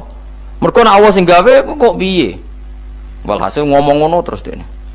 Suatu saat ono ulama rodok kiai, dia anak ayu, mbok piye ceritane, ditawak-tawakno mbok piye, walhasil dirabi mbek Zamakhsyari. Ini rodok jorok. Ayu tenan anake. Tapi diwarai bapake wong anak kiai kok. Bari Zamakhsyari wis ngumpuli, wong lanang bar ngumpuli kan wis lemes takoki. Enak Pak, ya enak. Sampean kepen baleni meneh. Ya iya, ya baleni sakniki. Kan sampean sing nentokno iso ora ene jare. Ya ora iso lho, jare iso. Kuwapok den, dadi dene ahli sunnah gara-gara ora iso munggah meneh. Terus tobat. Dadi ya ana wong tobat mergo urusan seks ya ono. Semenjak iku Zamakhsyari mulai rodok ahli sunnah. Terus tobat ngarang kitab masuk kasyaf. Kasyaf ya rodok Mu'tazilah, ya rodok ahli sunnah. Iku ahli sunnah gara-gara hubungan intim. Jare saged. Ora iso. Jare kabeh sing nentokno manusa. Lah kok ana ra iso barang. Terus dene masyaallah tobat. Lah nek bolak-balik wong tobat ya mergo wong ayu, Kang. Wong elek nobatno wong angel. Dadi wong ayu cek mandine. Lah usah pasare dikandani ki sapa ora ngandel. Kandani wong ayu tuntas. Kowe di bojo ayu menarik, kowe melarat lah misalnya ngajak umroh kowe tenanan mus. Narapate ayu udah ngajak umroh gak nyawang keadaan. Mulane ayu ku ya kadang penting nak ngajak apik lho ya, nak ngajak elek iku sing perkara. Paham ya terus kula suwun ayat-ayat wa min ayatihi niku anggap mawon selain nggo iman kowe di ngertekno kudrohe Allah. Timbang kowe rom somben terus pas kowe roh pas latarawunal jahim. Tapi melane kula nak maca wa min ayat ini syukur banget. Allah mengertikan kita, dia mengertikan kita. Langit bumi ku ayatku, kowe turu yo ayatku, kowe golek dhuwit wabti wa hukum min fadlih yo ayatku. Ane ngendikane Imam Ghazali, faqullu ma fil Qur'an ta'arufun minallah, kabeh Qur'an iku Allah ngenalo zate ning kowe. Mulane nang kenali saiki sedurunge kowe kenal pas wayahe kenal Allah ora ana gunane. Iku wong kafir akhirnya ngerti nek Allah iku hak. Ngerti neraka hak, pas roh nak hak, pas latarawunal jahim. Mulane rom kudu saiki. Paham ya? Mulane bar ngaji langsung salat 2 rakaat. Pun ngertos Gusti kula. Mun ngertos apa pokoke munamuni pun ngertos. Enggak bar salat ya muni ngono pun ngertos. Engko bar apa neh nggih pun ngertos. Insyaallah mboten terlambat. Pokoke falamma tabayyana lahu qala alamu annallaha ala kulli syai'in qadir. Pokoknya angger dunya wis ketok maknane kowe kudu di kesimpulan a'lamu annallaha ala kulli syai'in qadir. Kok hakikate dunya niku sebut niku Allahul ladzi khalaqas sab'a samawati wa minal ardi mislahun yatanazzalul amru bainahunna li ta'lamu annallaha ala kulli syai'in qadir wa annallaha qad ahata bi kulli syai'in ilma. Allah gawe langit bumi iku jumlahe 7. Lan urusan ning langit bumi iku macam-macam. Ana wong gedhe dadi wong cilik dadi wong gedhe, kere sugih kere macam-macam. Urusan digawe bolak-balik mbek pangeran niku muk li ta'lamu supaya kamu tahu annallaha ala kulli syai'in qadir. Memang Allah iku zat sing wa. Kadang ra anake kiai dadi kiai, anake kiai ra dadi kiai, engko sing anake ora kiai dadi kiai debutan, engko ra sida kiai jatuh. Engko sing ra anake kiai dadi kiai meneh, dibredel meneh, molak-malik donya. Muk ben li ta'lamu annallaha ala kulli syai'in qadir. Sing profesor doktor dadi anak buah wong trimo insinyur. Kadang insinyur anak buah wong tamat SD, sembah kono donya bolak-balik. Iku mau Allah iku mau kepengin kowe iku ngerti pancen Allah wa ala kulli syai'in qadir. Dadi ya tanazzalu dadi tumurun apa al amru bainahunna. Urusan langit bumi kabeh digawe variasi, digawe macam-macam. Mau Allah kepengin kowe iku li ta'lamu annallaha ala kulli syai'in qadir wa annallaha qad ahata bi kulli syai'in ilma. Aja sampai kita ngalami pas kowe roh, pas kowe mlebu neraka. Mergo roe terlambat. Mulane al-haqqu takasur kudu mbok waca-waca ben keling bahaya nganti ngalami kalla la ta'lamuna ilmal yakin pas la tarawunnal jahim. Kula nak maca ayat iku ya nangis tenan. Mulane kula nak traweh ayat iku digebut kadang kula ya tersiksa. Kula gumun mbek tiang-tiang ngimami maca ayat kok iso fasih niku gumun. Nak kula niku pun mboten saged. Mergo paham lho. Pemene sing iso gebut bareng. Kula seneng makmum perkarane wis nak takoki pangeran. Hak wong lagi tafakur kok rukuk. Lah mun diajak rukuk. Nek kula salat piyambak kan dadak mikir bareng napa? Kanjeng Nabi nate salat piyambak niku mulai ba'da isya ngantos subuh. Muk sak ayat. Ngene niku in tu'adzibhum fa innahum ibaduk wa in taghfir lahum fa innaka antal azizul hakim. Niku dibolan baleni mulai ba'da isya ngantos subuh. Sak ayat kan. Saking usule Kanjeng Mas kowe ora ngarah nglakoni giebet guys. Kewebet menteng khatam wis. Padha wae hasile terus. Kabrak kae napa. Paham ya dadi niki kula terangno kena apa kok ana ayat wa min ayati niki carane pangeran nyelametno umat Kanjeng Muhammad sallallahu alaihi wasallam. Ben kowe kenal pangeran zaman ning donya, aja sampai kenal pas ning akhirat. Pas kenal pas latarawunal jahim, pas kenal pas wayah mlebu napa neraka. Mun kula terusno iki. Wa min ayatihi lan iku setengah saking ayate Allah antaku mau te yen to ngadeg apa sama langit wal ardu lan bumi. Termasuk ayate Allah yo ngadege langit bumi. Saiki bumi jek kena goni langit yo tesih. Bi amrihi sebab keputusane Allah atau sebab kekuasaane Allah bi iradati tegese kelan kersane Allah. Langit ngadeg min ghairi amadin kelan tanpa saka. Sing jelas tanpa saka yang kita lihat. Mbok ana sakane mbok ora pokoke cara zahir yang kita lihat gak ana napa sakane. Misalnya kan min ghairi amadin tarona ora usah saka yang kamu lihat. Ya meskipun ya mestine ana tapi nganggo sistem antariksa luar mbok kono lah. Pokoke sementing ora kena didel.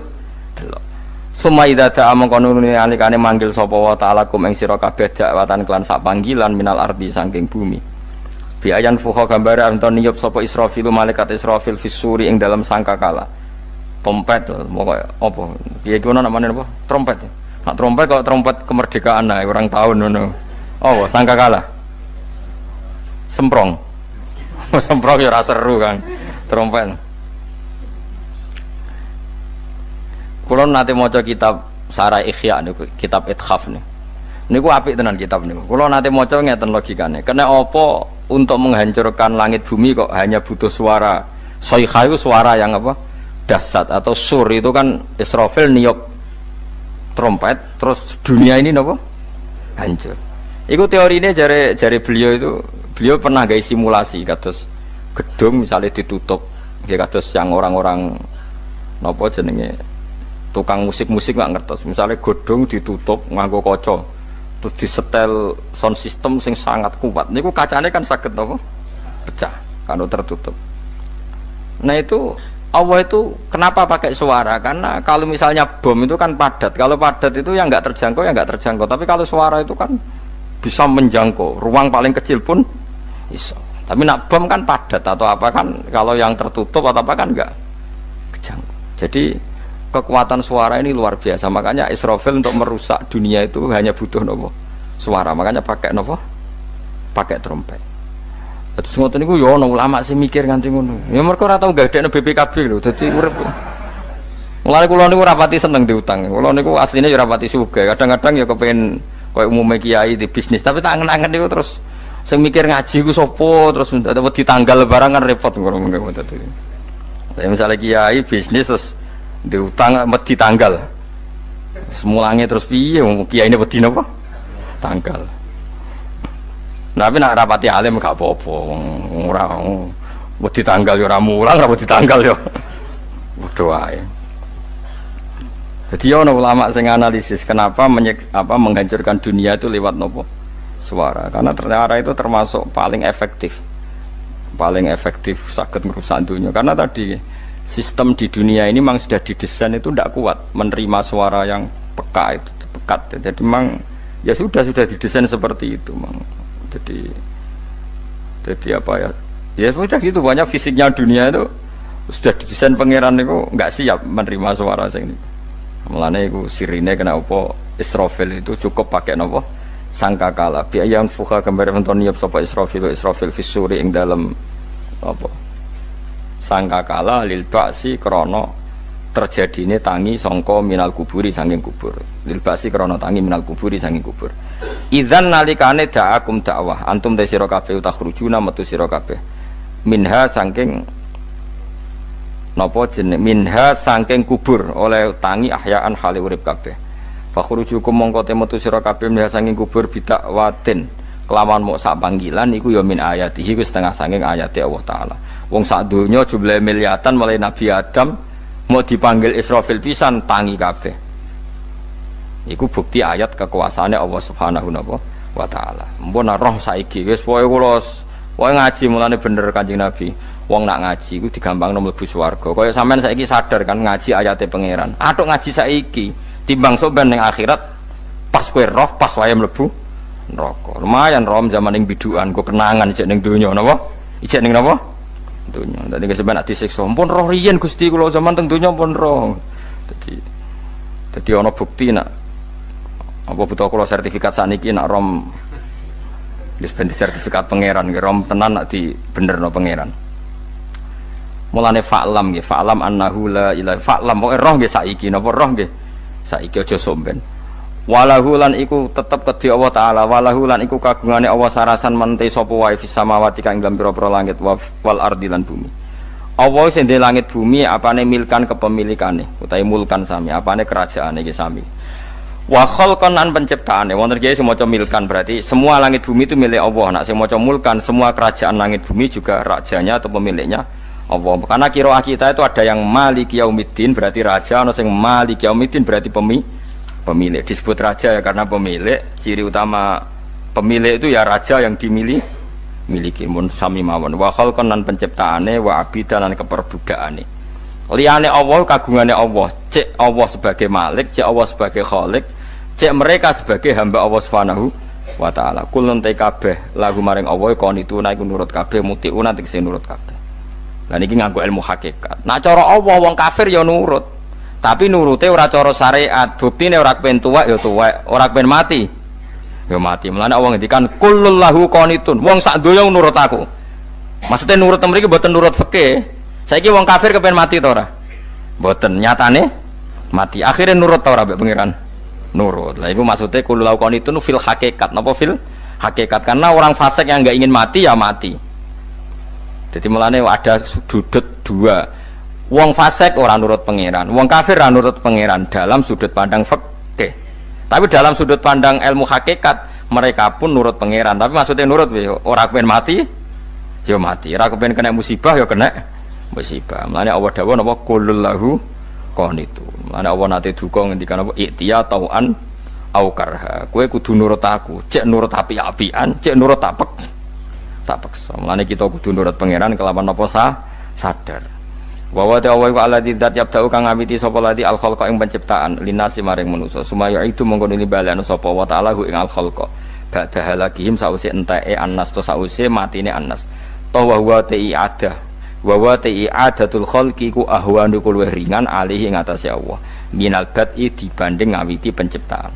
Piye-piye ketangi kok kubur iku ana materine. Zaman kowe ora ana materi Allah iso gawe apa meneh sekarang sudah ada materi. Harusnya Allah lebih mampu. Tapi logika iku binadzori kelawan ningali ilama maring perkara indal mukhatabin menurut pandangan wong sing dikhitobi. Rupa-rupane logika umum ngeten min anna i'adata syai saking satune balekno perkara iku ashalu luwih gampang minit tidaihi tinimbang ngawiti syai. Wa illa qalamun ora dengan pandangan seperti itu fahuma mongko tawi albatu lan i'adah memulai dan mengembalikan inda wa munggu Allah taala iku sawaun iku padha fisuhulati ing dalam gampang. Allah nggawe langit bumi sing urung ana iku ya nganggo lafat kun ya bar, nek wis hancur dikembalikan nganggo lafat kun ya kembali. Sebetulnya bagi Allah itu enggak masalah, menciptakan maupun mengembalikan sama-sama kun sudah selesai. Cuma umumnya kita, cara pandang kita nak balekno luwih gampang. Manane napa?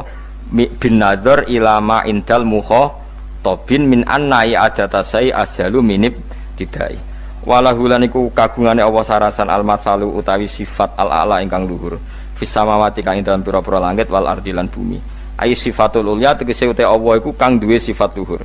Wa ya sifat luhur iku annahu la ilaha illallah. Ngene wis pokoke roh mulai saiki ke fa'lam annahu la ilaha illallah. Pokoke kudu roh tenan mulai saniki. Lalu mereka mati terus kemana? Dijawab oleh ekstremis tadi ya ilan nar karena mereka matu fi finil maksiyah, mati ketika maksiat. Terus jawabnya si Sa'rawi. Lalu kalau mereka ke neraka itu keinginan Rasulullah apa keinginan kamu? Apakah pernah Rasulullah itu berkeinginan umatnya mati masuk neraka? Ya enggak. Ya sudah, kalau itu tidak keinginan Rasulullah jangan lakukan. Itu kan satu ilmiah yang luar biasa. Rasulullah tidak pernah ingin umatnya mati dalam keadaan siap masuk neraka. Makanya tidak usah mati pas itu ya. Bener MC tadi, kalau mati milih tanggal dan milih tempat. Ya itu diantara pujian-pujian yang masyhur tuh, yang dulu sahabat ada yang muji Rasulullah itu khuliqta mubarra'un min kulli aibin faka'an nama khuliqta kama tasha. Jadi itu sebenarnya makalahnya sahabat, tapi yang untung Mustafa Atif karena dapat uang banyak dari nyanyi. Jadi itu sebenarnya makalah normal dari pujian seorang sahabat, tapi yang untung Mustafa Atif. Mungkin yang untung juga pengundangnya karena ternyata abadi ya. Tapi itu makalah itu. Nah cerita Imam Sa'rawi tadi, Sa'rawi Sa'rawi Mutawali Sa'rawi ya, mufassir itu. Saya punya kitabnya itu 27 jilid. Saya sebagai peneliti itu ya ndak tasdek amat, karena saya butuh adit ya, butuh penguat itu. Dan penguat itu pula yang saya bawa ke sini. Ya ini saya baca terjemahnya dulu, nanti saya baca Arabnya supaya dapat barokahnya Rasulullah SAW sebagai Jami'ul Kalim. Nabi pernah didatangi seorang bedui. Bedui itu Arabi, orang kampung. Minta sama Nabi, karena Nabi itu udah orang kaya, tentu kira-kira saya bayangkan ya dikasih 50.000 atau 10.000. Si Arabi ini tidak terima, dan tidak terima ngomong di depan umum. Ketika Rasulullah tanya, apa saya sudah baik sama kamu? Kata si Arabi tadi, tidak, karena kamu kikir hanya ngasih saya segini. Sahabat hampir marah saja karena Nabi tersinggung. Tapi Nabi lalu mengajak orang itu ke dalam rumah. Kira-kira kalau Indonesia mungkin ditambah 200.000 atau 300.000. Kemudian, apa ini cukup? Ya cukup. Kamu sudah puas? Ya puas. Fajazakallahu min ahlin wa asyiratin. Dipuji-puji Nabi. Kemudian kata Rasulullah, ayo kita keluar. Keluar nemuin khalayak begini. Khalayak rame. Kamu tadi mengkritik saya, menghujat saya di depan umum. Maka kamu sekarang harus memuji saya di depan umum, supaya clear. Akhirnya mau dia, oke kita mau. Akhirnya muji-muji bahwa Muhammad orang baik, dermawan gini. Setelah itu dia pulang. Hebatnya Rasulullah ketika pulang kata Nabi begini, sabda Nabi begini, kalau saja dia pas benci saya itu kok mati, saya ulang lagi, kalau saja dia pas komentari saya buruk tadi kok mati, maka dia mati sebagai min ahlin nar, karena berstatus pencaci maki Nabi. Akhirnya dia muji Nabi itu lewat disuap, lewat dikasih uang lagi. Lu itu sudah sah. Jadi saking baiknya Allah, Islam suapan itu juga sah. Itu kan muji Nabi itu karena di suap. Makanya ini penting. Sehingga dalam khazanah Islam itu memang agak aneh-aneh. Jadi di antara ceritanya dalam hukum-hukum Islam itu ada orang fasiknya minta ampun, tapi minta karena iman sama hadis bahwa nanti kalau ada orang mati disaksikan orang 2, apalagi kalau 4 min ahli jannah, maka dia min ahli jannah. Itu dia fasiknya minta ampun, nyewa orang. Nanti kalau saya mati bilang saya orang baik. Betul. Setelah dia mati bayar. Ini baik. Satu kampung nggak ada yang percaya ini saksi bohong. Tapi sama Allah diampuni karena kesaksian suapan. Lalu berarti jangan ngalalo suap ya ndak, saya ada ngalalo suap, ngalalo sodakoh. Karena sekarang kalau ada caleg bayar katanya sodakoh. Ya sodakoh terpaksa. Ini penting saya utarakan karena apa? Allah itu menilai itu tidak sama dengan pikiran kita. Makanya kubu sebelah ini terlalu ekstrem, memaksa Allah berpikiran kayak dia. Satu karena kurang ngaji. Nomor 2 ya tadi emosinya lebih tinggi ketimbang intelektualnya. Ini penting saya utarakan. Ternyata orang yang nyuap tadi apa nilainya plus, yaitu dia iman sama dawai Rasulullah SAW. Kalau yang namanya saksi itu penting. Cuma dia mendapat cara itu lewat suap. Tapi kan iman. Iman kalau dawai Nabi itu benar. Kalau ada saksinya pasti min ahlil jannah. Terus dia nyari saksi harus dibayar. Sekarang sama iya 1 juta. Sekarang saya tanya di KPPS atau di mana-mana saksi pemilu itu dibayar enggak? Dibayar sah apa enggak? Sah. Jadi kadang kebenaran itu harus dibayar. Ini penting saya utarakan karena ada orang perempuan cantik dirayu, digaji supaya main di klub, dibayar jadi orang maksiat. Lalu mungkin ada ustadz gaji dia, bayar dia supaya mondok. Gak tahu terusannya apa, terus dibayar apa enggak tahu saya. Pertanyaannya ketika kamu bayar kemudian jadi santri, itu kamu dosa nyuap apa dosa sodako membiayai proses kebenaran? Sodako. Tapi kalau yang bayar untuk jadi pegawai klub maka membiayai kemaksiatan. Maka pembiayaan ini penting secara fikih, arahnya kemana? Ke hak apa ke batil? Sehingga di Fathul Mu'in diterangkan misalnya ada orang layak jadi pemimpin dan kemudian rivalnya itu orang yang menyesatkan atau calon perusak bangsa, ya maka calon pemimpin yang soleh itu wajib berkompetisi meskipun bibadlil mal, Karena kalau yang mimpin orang fasik, kampung ini rusak. Kalau yang mimpin orang soleh, kalau nggak bayar juga nggak jadi. Maka wajib bayar. Lah yang soleh bayar ini berstatus sedekah, tapi yang batil ini berstatus suap. Kenapa demikian? Karena yang namanya riswah atau ada yang baca ruswah adalah pembayaran untuk mengehakkan barang batil dan membatilkan barang hak. Sementara pembiayaan orang soleh adalah untuk memperkuat hak. Nah orang tuh nggak tahu, yang ngajinya tidak hatam-hatam tuh taunya pokoknya ar-rosi wal murtasi benar. Tapi nggak pernah mikir lalu definisi riswah atau ruswah itu apa. Ini bukan provokasi supaya semua calon bupati gubernur nyuap, enggak, hanya nyuruh mereka sedekah saja. Jadi kalau nggak jadi, tapi sedekah betul ya, kalau nggak jadi ya tetap ikhlas, mau dari awal memang sedekah. Lah soal gremeng ya bawaan manusia gitu ya. Ya nggak apa-apa, namanya tetap gremeng. Ini penting saya utarakan, makanya menurut saya itu bangga dengan Pak Hamid karena sepupu mbah saya itu karena alimnya. Meskipun banyak orang mensifati beliau wali dan memang wali betul, tapi saya tetap menstatuskan beliau orang alim yang dari kelaziman alim itu beliau wali. Jangan dibalik, wali dulu baru alim. Karena dalam beliau orang Lasem dan kaidah di Lasem itu fakullu alimin waliyullah walaysa kullu waliyillah aliman. Jadi kalau kaidah di daerah Jawa Tengah itu semua orang alim pasti wali, tapi kalau wali tidak mesti alim. Sehingga kalau menstatuskan alim itu keren, kalau di Jawa Tengah status alim itu keren. Dan soal keramat yang kaitannya dengan Mbah Mun itu masyhur itu dulu ketika Mbah Hamid santai-santai sama Pak Taifur sama keluarga. Beliau mau istirahat, kemudian yang datang Kiai Maimun, Mbah Mun zaman itu masih dipanggil Gus. Sopo pur, ada Pak Taifur di situ. Kata Pak Taifur, saya kalau manggil Pak D itu Gus Mun. Dan itu Mbah Hamid ngendikan rojulun alimun waliyullah. Itu orang lelaki yang alim yang waliyullah. Jadi beliau muji Mbah Mun juga alimun dulu, rojulun alimun wali. Ini penting saya utarakan karena kesanatan keilmuan beliau jelas dari beberapa keluarga di Lasem. Karena di daerah Fakhriyah itu yang tempat lahirnya Pak Hamid juga lahirnya mbah saya. Itu mbah-mbahnya sudah orang alim, termasuk Kiai Sidik Jember itu juga lahirnya di kawasan pondoknya Pak Hamid Fakhriyah. Kemudian Kiai Sidik punya anak yang namanya Ahmad Sidik yang jadi apa? Rois Am yang sekarang ada Gus Wirjon macam-macam, itu semuanya juga keluarga Lasem. Nah saya cerita keluarga ini penting bukan karena tafakhur atau tabai, bukan, karena Allah itu membuat satu tradisi besar memang lewat dzurriyyah.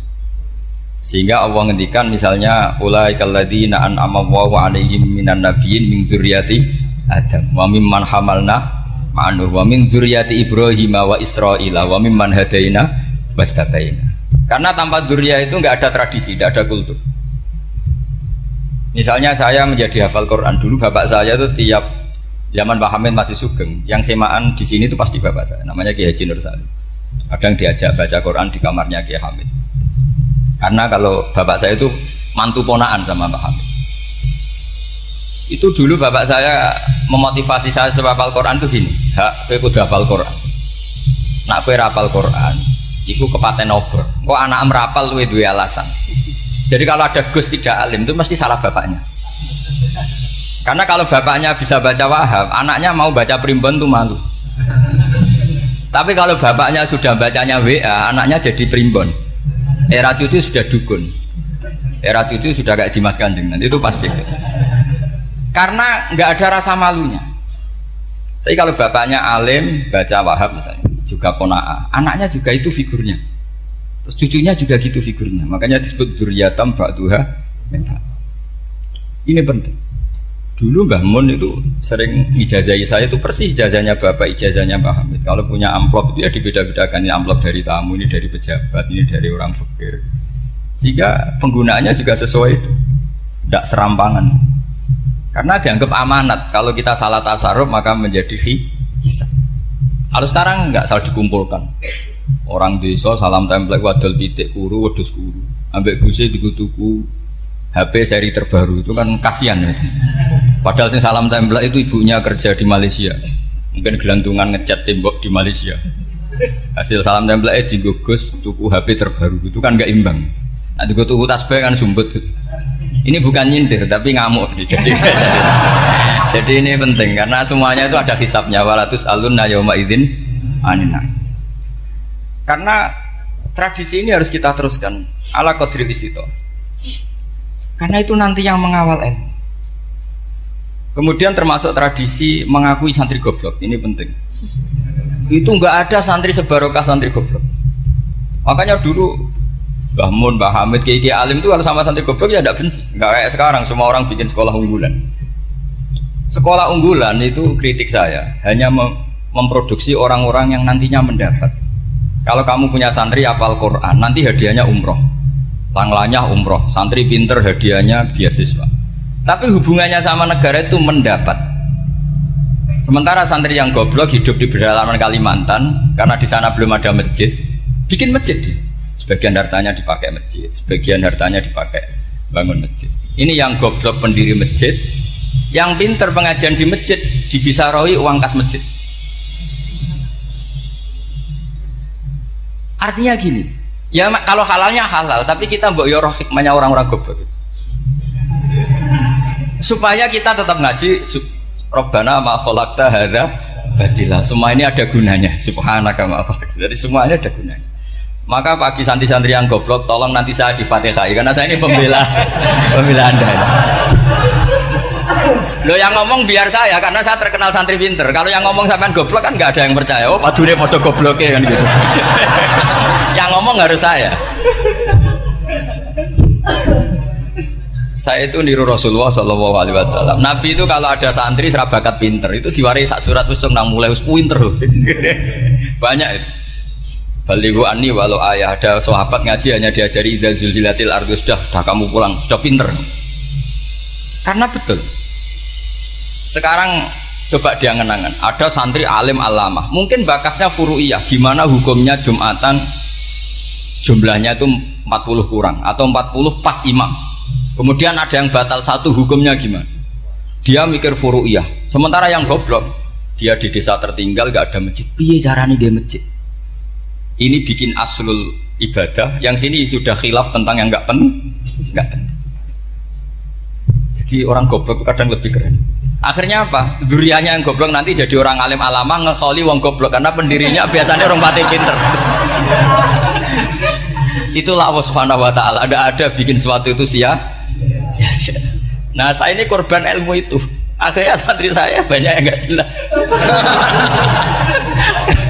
Ya, tapi ya saya terima saja. Saya santri itu macam-macam. Ada yang profesor, ada yang doktor, ada yang goblok, ada yang baru tobat kemarin. Ada yang Cina lagi seneng ahli sunnah wal jamaah, macam-macam. Semuanya ngaji sama saya. Karena saya tetap berkeyakinan Rabbana ma khalaqta hadza batil.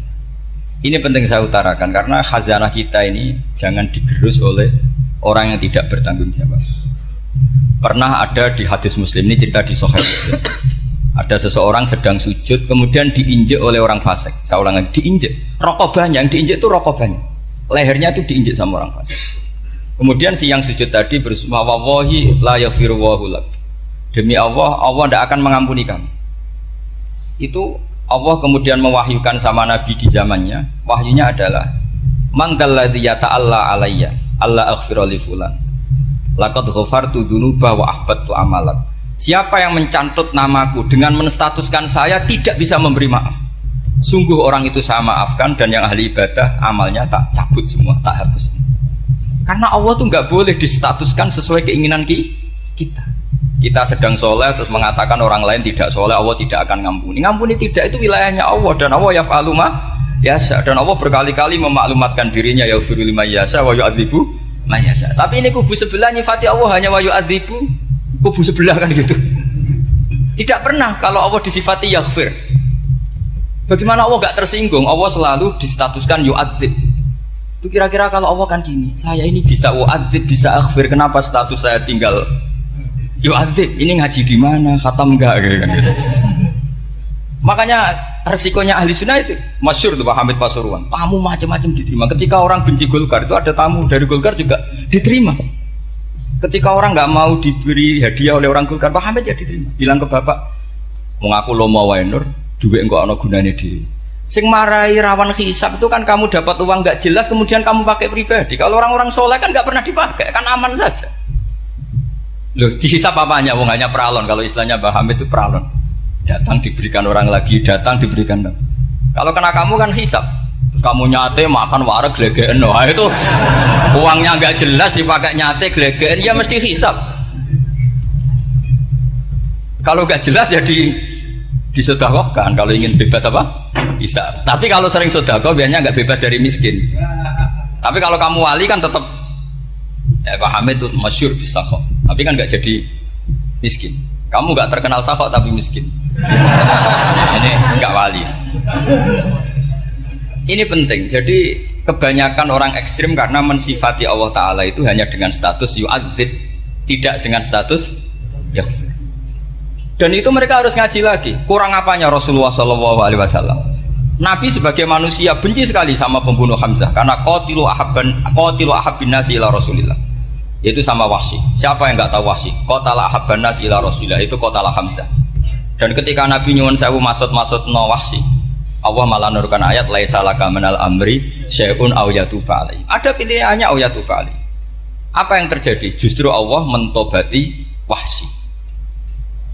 Memaafkan Wahsy, mentobati Wahsy. Ada sahabat yang dipuji Nabi Hamamatul Masjid, akhirnya su'ul khotimah. Kita tahu ceritanya siapa? Sa'labah. Makanya kata Mbah Mun sering cerita ke saya. Banyak orang darani saya itu tidak jelas, kata Mbah Mun, karena saya sama siapa saja baik, sehingga banyak yang nuduh saya itu tidak jelas. Kata beliau, ulama paling jelas ya saya ini, karena masih orisinil, kata beliau. Tapi pakai bahasa Jawa, karena tadi Mbak Idris bilang ada yang MA ya, Madura asli tadi, makanya saya terpaksa bahasa Indonesia tadi. Kata Mbah Mun, ulama paling jelas ya saya, karena saya menyikapi siapa saja baik. Karena di hati saya hanya membaca laisa laka minal amri syai'un aw yatuba alaihim aw yu'adziba. Kenapa kamu vonis si buruk? Bisa saja nanti baik. Yang sedang baik bisa saja nanti bu. Kalau nasib seseorang nggak jelas, kenapa kamu sikapnya jelas? Nah, ini orang-orang nggak ngaji itu memaksa orang lain jelas. Ini kubu sebelah pasti salah, ini pasti benar. Wong manusia kok dipasti-pastikan gimana? Kita ini tidak nabi. Kalau nabi maksum pasti benar. Kalau sampean apa? Maksum bisa. Jadi ketidakjelasan para ulama ini berdasar konstitusi tadi bahwa itu wilayahnya Allah Subhanahu wa Ta'ala. Ini penting saya utarakan. Jadi penting sekali. Jadi orang yang sedang fasik sekarang bisa saja nanti tobat. Yang sedang sekarang soleh bisa saja nanti masalah. Sehingga Rasulullah tetap mengajarkan ya muqallibal qulub tsabbit qalbi ala dinik. Jadi kalau ngaji itu khatam. Khatam itu begini misalnya ya. Saya pernah ngaji Ihya, belajar Ihya khatam. Bahkan saya punya takrirannya berdasar kitab Ithaf, sarahnya Ihya. Kalau ingin tahu sanadnya sarah Ihya, ya misalnya Gus Idris ini, oleh Idris ngaji Mbah Hamid Pasuruan, ngaji Mbah Dimyati. Mbah Dimyati ini ngaji sama kakaknya Kiai Mahfud Termas. Kiai Mahfud ngaji sama abahnya Kiai Abdullah. Kiai Abdullah ngaji sama abahnya Kiai Abdul Manan. Kiai Abdul Manan ini mulazim terhadap Sayyid Murtado Az-Zabidi. Jadi kalau santri Salafiyah ini ya kira-kira tokoh Sabiah. Karena Mbak Idris Sadisa ya kira-kira sampean itu dari pengarang Ithaf itu baru tokoh berapa? Sabiah, masih keren. Turun pitu. Masih kaya lah. Lah kamu kok miskin? Turun ke wolu katanya kan. Jadi nanti kalau masih keren. Itu sampean ngaji kitab kalau khatam, saya ulang lagi kalau khatam. Itu memang ada bab-bab di mana ulama itu harus tegas, harus tafriq bainal haqqi wa bainal batil. Oke, itu bagus. Mana yang hak, mana yang batil kita bedakan. Di bab itu bagus. Tapi kalau nanti kamu ngaji bab tawadhu, lihat di Bidayatul Hidayah atau di semua kitab tasawuf, bab tawadhu itu, kalau melihat kamu orang kafir, kamu melihat orang apa? Kafir. Ini aso ma'akufri, ini maksiat wajar dia kafir. Saya ini muslim kok maksiat. Fadham bi akbah, maka dosa saya lebih buruk. Melihat orang tua, mesti hada aksaru ibadatan. Ini lebih tua, pasti ibadahnya lebih banyak. Nanti kalau melihat anak kecil, hada asgharu minni sinnan, pasti maksiatnya banyak saya. Jika terus evaluasi gitu sehingga nggak pernah takabur. Misalnya di sini, saya ini kan gayanya keren, duduk di atas sampean di bawah. Gayanya tok, hakikatnya sampean lebih sombong karena memerintahkan saya. Jadi panitianya itu, makanya saya merasa tawadhu saja meskipun berdiri. Karena hakikat saya ini makmur, diperintah. Panitia ini, penyelenggara ini amir, pemerintah. Kira-kira sombong mana? Itu sekali saya tidak memaafkan finnar itu.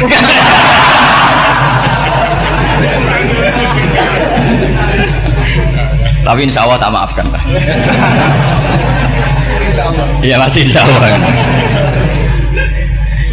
Jadi ini penting. Jadi mbok ya orang-orang yang ekstrim tuh mikir keinginan Rasulullah SAW itu umatnya meninggal dalam keadaan baik. Makanya benar tadi, notulen tadi, kalau doa, kalau ingin mandi itu memang harus ada jadabnya. Tapi yang asli loh ya, jangan gaya-gayanan. Ya asli betul, yang nggak khilaf memang asli. Itu ada seorang wali doa di depan Nabi itu begini, ya Allah, saya harus jadi orang soleh. Allah diharuskan itu kan nggak sopan ya. Ya Allah, saya ini harus jadi orang soleh. Kenapa? Sekali saya soleh, maka surroh habibu, yang seneng kekasihmu. Sekali saya fasik, maka yang seneng musuhmu, yaitu iblis. Tinggal jenengan milih mana, nyenengkan kekasihmu apa nyenengkan musuhmu. Akhirnya ada batahu, ya sudah soleh aja, soleh ini kok doa kok neror orang ini. Kira-kira gitu. Jadi ya Allah, saya harus jadi orang soleh. Kalau saya jadi orang soleh, surroh habibuk, yang seneng kekasihmu. Kalau saya jadi orang fasik, yang seneng musuhmu. Sedangkan tinggal milih saja, menyenangkan kekasihmu apa menyenangkan musuhmu. Kira-kira Allah seneng mana? Seneng menyenangkan. Wah, itu doa paling mustajab. Tapi syaratnya harus anti bikolbin dan dari ijazah nggak mandi, itu ijazah nggak mandi. Maka ini tidak saya ijazahkan. Nanti kalau kamu ngalami isak sendiri, ngalami wujdi sendiri, terus ngalami itu, insya Allah makbul. Ini mau gaya-gayaan kopi paste nggak diterima itu. Jadi wali-wali dulu itu kalau berdoa itu sederhana, tapi dari hati yang paling dalam. Makanya Nabi Musa itu terkenal, orang paling seenaknya sendiri dan Nabi Musa hubungannya dengan Allah. Tapi sama Allah dimaafkan karena orisinil, tidak bikin-bikin. Rasulullah juga itu, kalau sudah marah itu doanya gitu. Cuma celakanya ditiru Nira Warisman dulu. Nabi itu ketika perang Badar itu jelas kalah, nggak mungkin menang, sudah jelas kalah. Nabi hanya 313, orang kafir 1000 dengan perlengkapan apa? Sudah lengkap semua. Setelah perang dilihat itu jelas kalah. Seri awal ya memang kalah betul. Doanya Nabi apa? Allahumma intuhlik hadil isobah lam tu'bad badal ya. Ampun Gusti, silahkan bikin kalah, tapi ra ono sing roh najenan pangeran. Mohon lahiran jenazah di pangeran, serano sing roh. Enggak ada ibadah. Intuhlik hadil isobah lam tu'bad badal ya. Kalau engkau menghancurkan kelompok saya ini, jenengan sebagai Tuhan tidak ada yang nyembah lagi, karena yang nyembah tinggal kelompok kita. Tapi yang ngendikan Nabi, kalau kamu niru tidak bisa. Gak bisa kamu doa, ya Allah saya ini santri salafiyah, kalau saya bodoh menjadi presiden buruk terhadap alumni salafiyah. Gak apa-apa sekali-kali doa gitu. Tapi kata Allah lainnya masih banyak.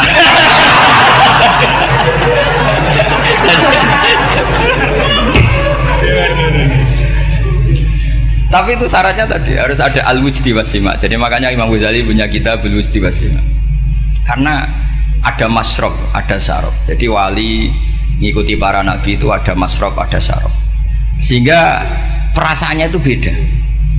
Saya punya sekian contoh. Makanya tadi saya bilang di sini yang cerita nanti tak baca Arabnya ya, tabarruk dengan jamil apa kalim. Jadi Nabi menyontohkan gini ya. Hubungannya Nabi dengan umatnya itu kata Rasulullah ibarat orang punya unta atau sapi yang susah, yang sarodat itu berat. Kalau bahasa sini apa itu? Yang larat ya Pak? Melayu. Terus orang-orang lain ingin membantu, kubu sebelah ingin bantu, tapi ketika mereka ingin bantu malah unta ini tambah lari karena asing. Semua selain pemiliknya ini kan bagi unta itu asing. Jadi mau dibantu ditangkap tambah lari karena ini orang asing semua. Ngajinya agak jelas, asalnya agak jelas, tapi mau ikut ngurmat Islam ini asing semua. Akhirnya kata Nabi yang punya unta tadi datang, kemudian ngambil rumput, terus unta itu dipanggil, kemudian unta itu mengikuti. Kata Nabi, ibarat saya seperti itu. Kalau saya yang memimpin Islam, saya yang merawat umat saya, maka umat akan mudallalah, akan nurut. Tapi kalau yang rumat kalian, malah Islam menjadi kacau. Kenapa menjadi kacau? Karena tadi nyifati Allah saja salah. Orang Islam baik dihukumi kafir hanya karena tahlilan, hanya karena manakiban dihukumi kafir. Sekarang inginnya Nabi orang menjadi muslim apa kafir? Inginnya Nabi orang menjadi muslim apa kafir? Muslim. Lalu gara-gara melakukan perilaku tertentu dihukumi kafir. Iya, ziarah wali songo musyrik, nyekel patok musyrik. Katanya minta sama mayit. Padahal saya andekan jadi mayit itu diziarahi sampean nggak seneng. Nggak senengnya karena ya kadang murid itu ziarahi gurunya ya kurang ajar. Masa gurunya dibilang gini, ya Allah, ingkana musinan fazid fi ihsani, wa ingkana musian fatajawaz andu. Kata gurunya, soleh tenan diarani ingkana. Makanya saya tidak suka zaman ziarah ke saya. Kecuali doanya ditasihkan dulu ke saya. Makanya nggak boleh ziarah itu pada Nabi, bisa murtad kan? Coba itu baca di depan Nabi, murtad nggak? Ya Allah, kali ini baik maka gini, kalau buruk masa Nabi baiknya ingkana. Lah orang-orang yang menyerang kita kan itu gak ada zaman sahabat doa seperti itu. Ya mesti gak ada, mana mungkin sahabat baca itu di depan Nabi. Masa Nabi didoain, ya Allah kalau dia baik maka fazid, maka kalau dia buruk, ya gak mungkin. Lah mereka nyerang kita itu gak ada dalam sejarah sahabat. Ya, sahabat kok nahlili Nabi itu gak nabi mau didoain maghfir lahu. Kan ngenyak kanjeng Nabi jadi ngono maghfir lahu. Ya mesti saja sahabat gak akan tahlilan. Yang kabudut itu Rasulullah, bahkan diistilahkan kabudut saja salah. Intaqala ila rafiqil ala. Nah kalau sampai harus ditahlili, kalau enggak yang rokok betul. Amalnya pas-pasan, dosanya berkelanjutan. Kondak gimana? Punya tanah warisan yang hasil ngerebut milik orang lain. Kamu sudah mati, dipakai anak cucumu. Ini berkelanjutan enggak dosanya? Berkelanjutan, berseri-seri. Mereka kalau nyerang kita kan sahabat tidak melakukan itu untuk Nabi, ya nggak mungkin lah sahabat mendoakan itu pada Nabi, kan nggak mungkin. Coba kalau kamu jadi mayit, terus kamu gurunya, terus ada murid kamu bilang Allahumma ingkana musinat fazid fi ihsani wa ingkana musian fatajawaz anhu. Mesti kalau kamu bisa bangun. Ya Allah, cong meyakini saya soleh itu masih ingkana. Kalau guru saya soleh maka, kalau guru saya buruk maka. Itu kan taklek namanya apa? Itu kan kurang ajar. Saya tidak pernah doa gitu di depan Muhammad Rasulullah, tidak pernah. Saya kalau doakan bangun ya tidak pernah gitu. Allahumma ali darajati fil jannah gitu. Saya nggak pernah, ingkana nggak pernah. Karena andekan itu saya juga sama kok. Cuma kalau ada orang doa di bangun gitu ya karena orang lain ya tak biarin. Tapi saya tidak bilang amin, ya biarin aja sudah. Tapi kalau santri sarang nggak usah lah doa ya apa? Ingkana. Masa meyakini solehnya gurunya kok nunggu apa? Ini bukan ijazah, ini marah ini. Jadi pelurusan ini. Saya ulang lagi, ngaji itu harus khatam. Pentingnya khatam tadi, kalau di bab tafriq bainal haqqi wa bainal batin, seakan-akan kubu sebelah ini benar karena tegas. Tapi kitab itu tidak hanya bab itu, juga ada bab tawadhu. Di bab tawadhu itu, misalnya kita melihat orang kafir, ini wajar maksiat kan dia kafir. Masa saya mukmin maksiat? Dan ini kafir bisa saja nanti husnul khotimah, saya muslim bisa saja su'ul khotimah. Jika tetap tawadhu, melihat yang lebih sepuh ini aksaru ibadatan minni, melihat yang kecil asghar berarti aqallu maksiatan minni, sehingga melihatnya itu tawadhu. Jadi kalau di bab tawadhu semuanya orang itu mungkin.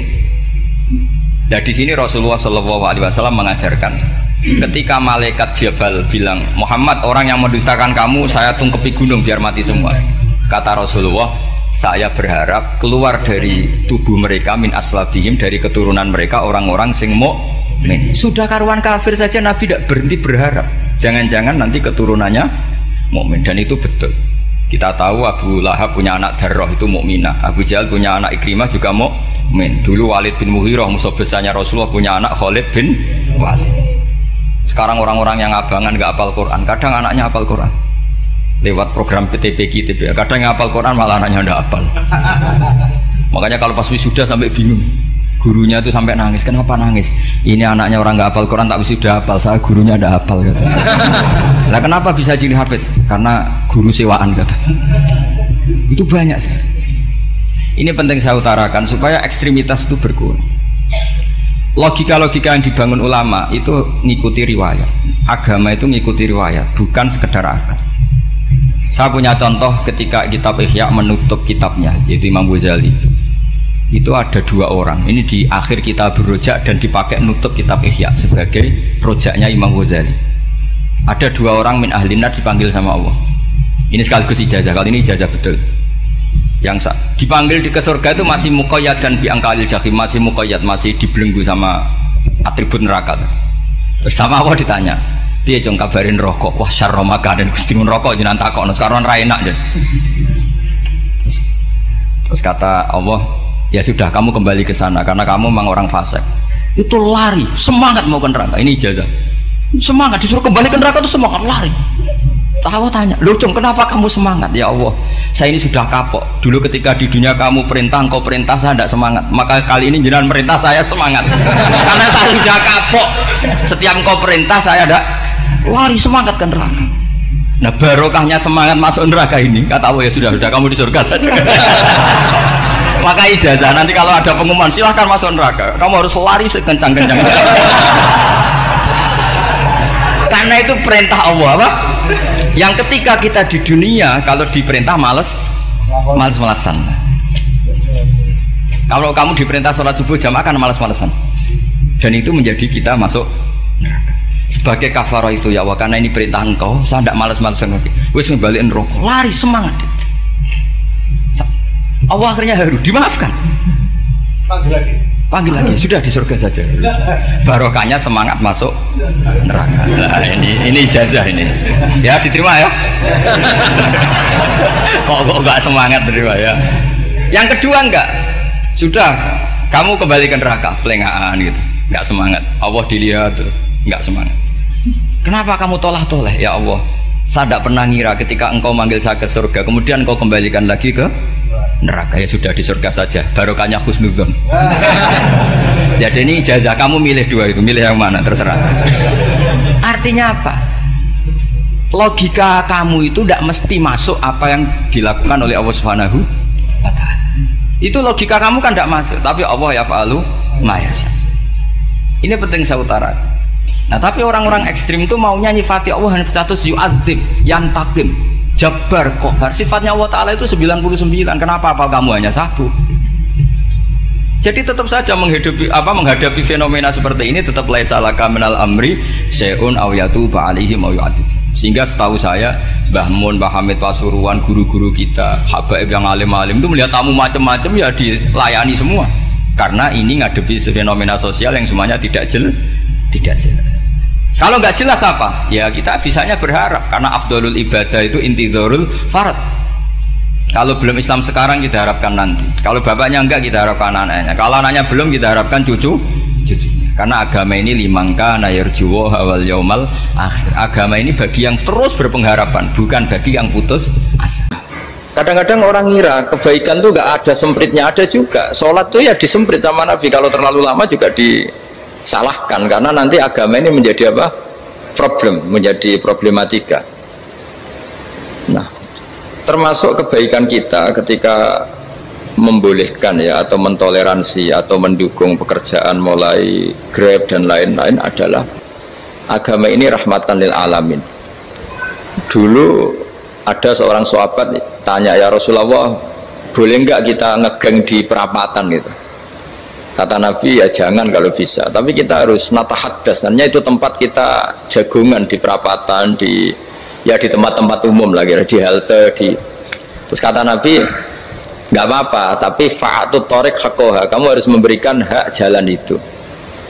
Apa hak jalan itu? Satu, kamu amar ma'ruf, kalau bisa ya nahi mungkar, kemudian bikin suasana orang lainnya menjadi aman. Nah ini yang catatan. Kalau hitung saja, yang ikut Grab itu berapa ribu?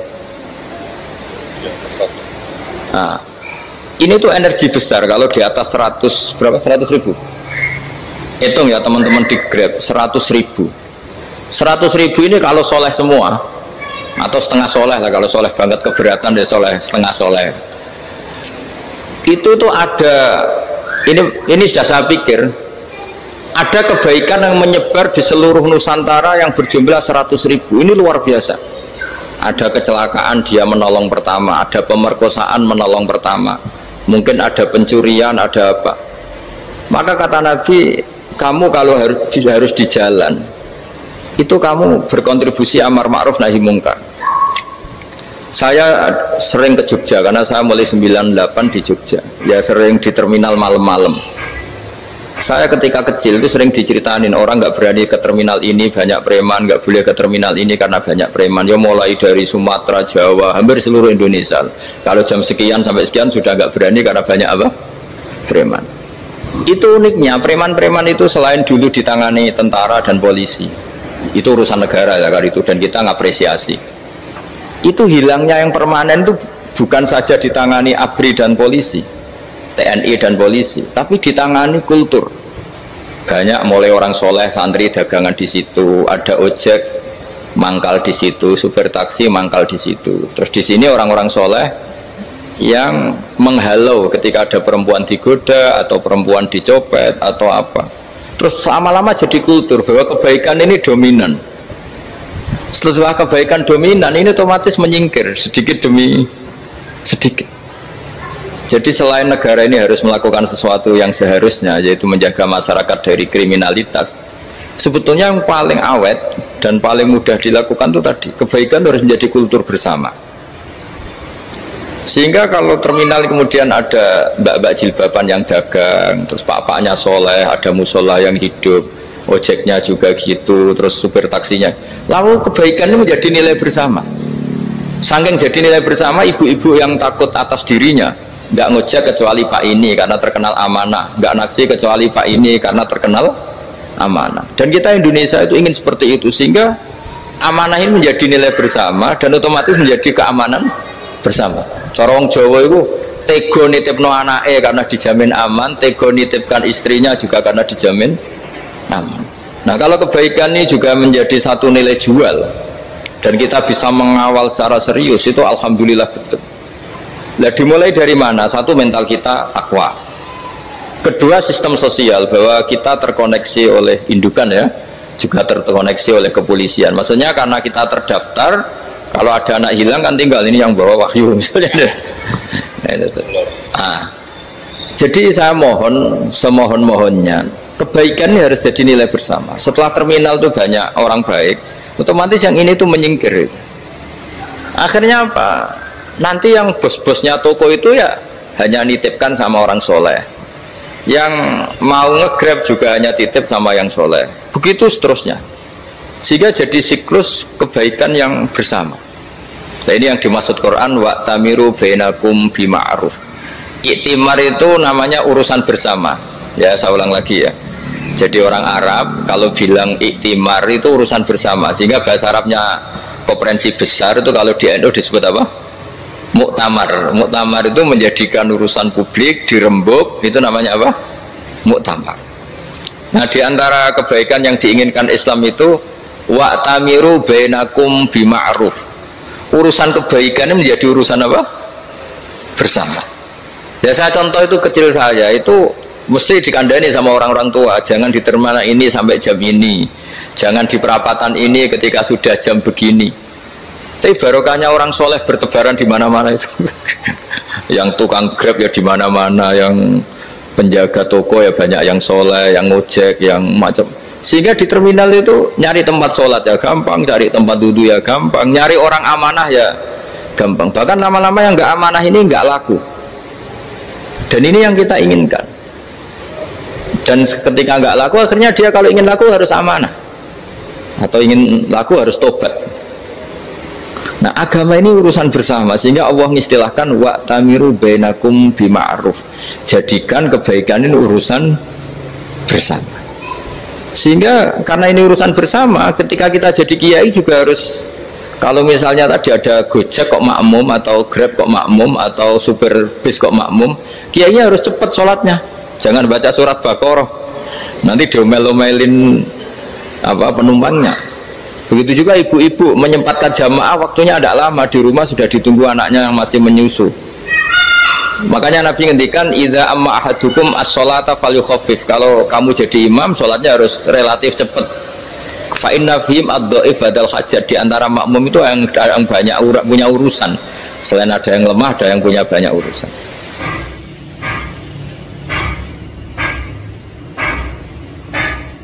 Nah, terus ketiga, masalah kekayaan hati. Kekayaan hati ini penting sekali, karena rata-rata teman di Grab itu kan miskin lah. Tapi jangan miskin sampai miskin hati itu. Bahwa kamu nyari nafkah itu sudah ibadah, berkelana di dunia Allah juga ibadah,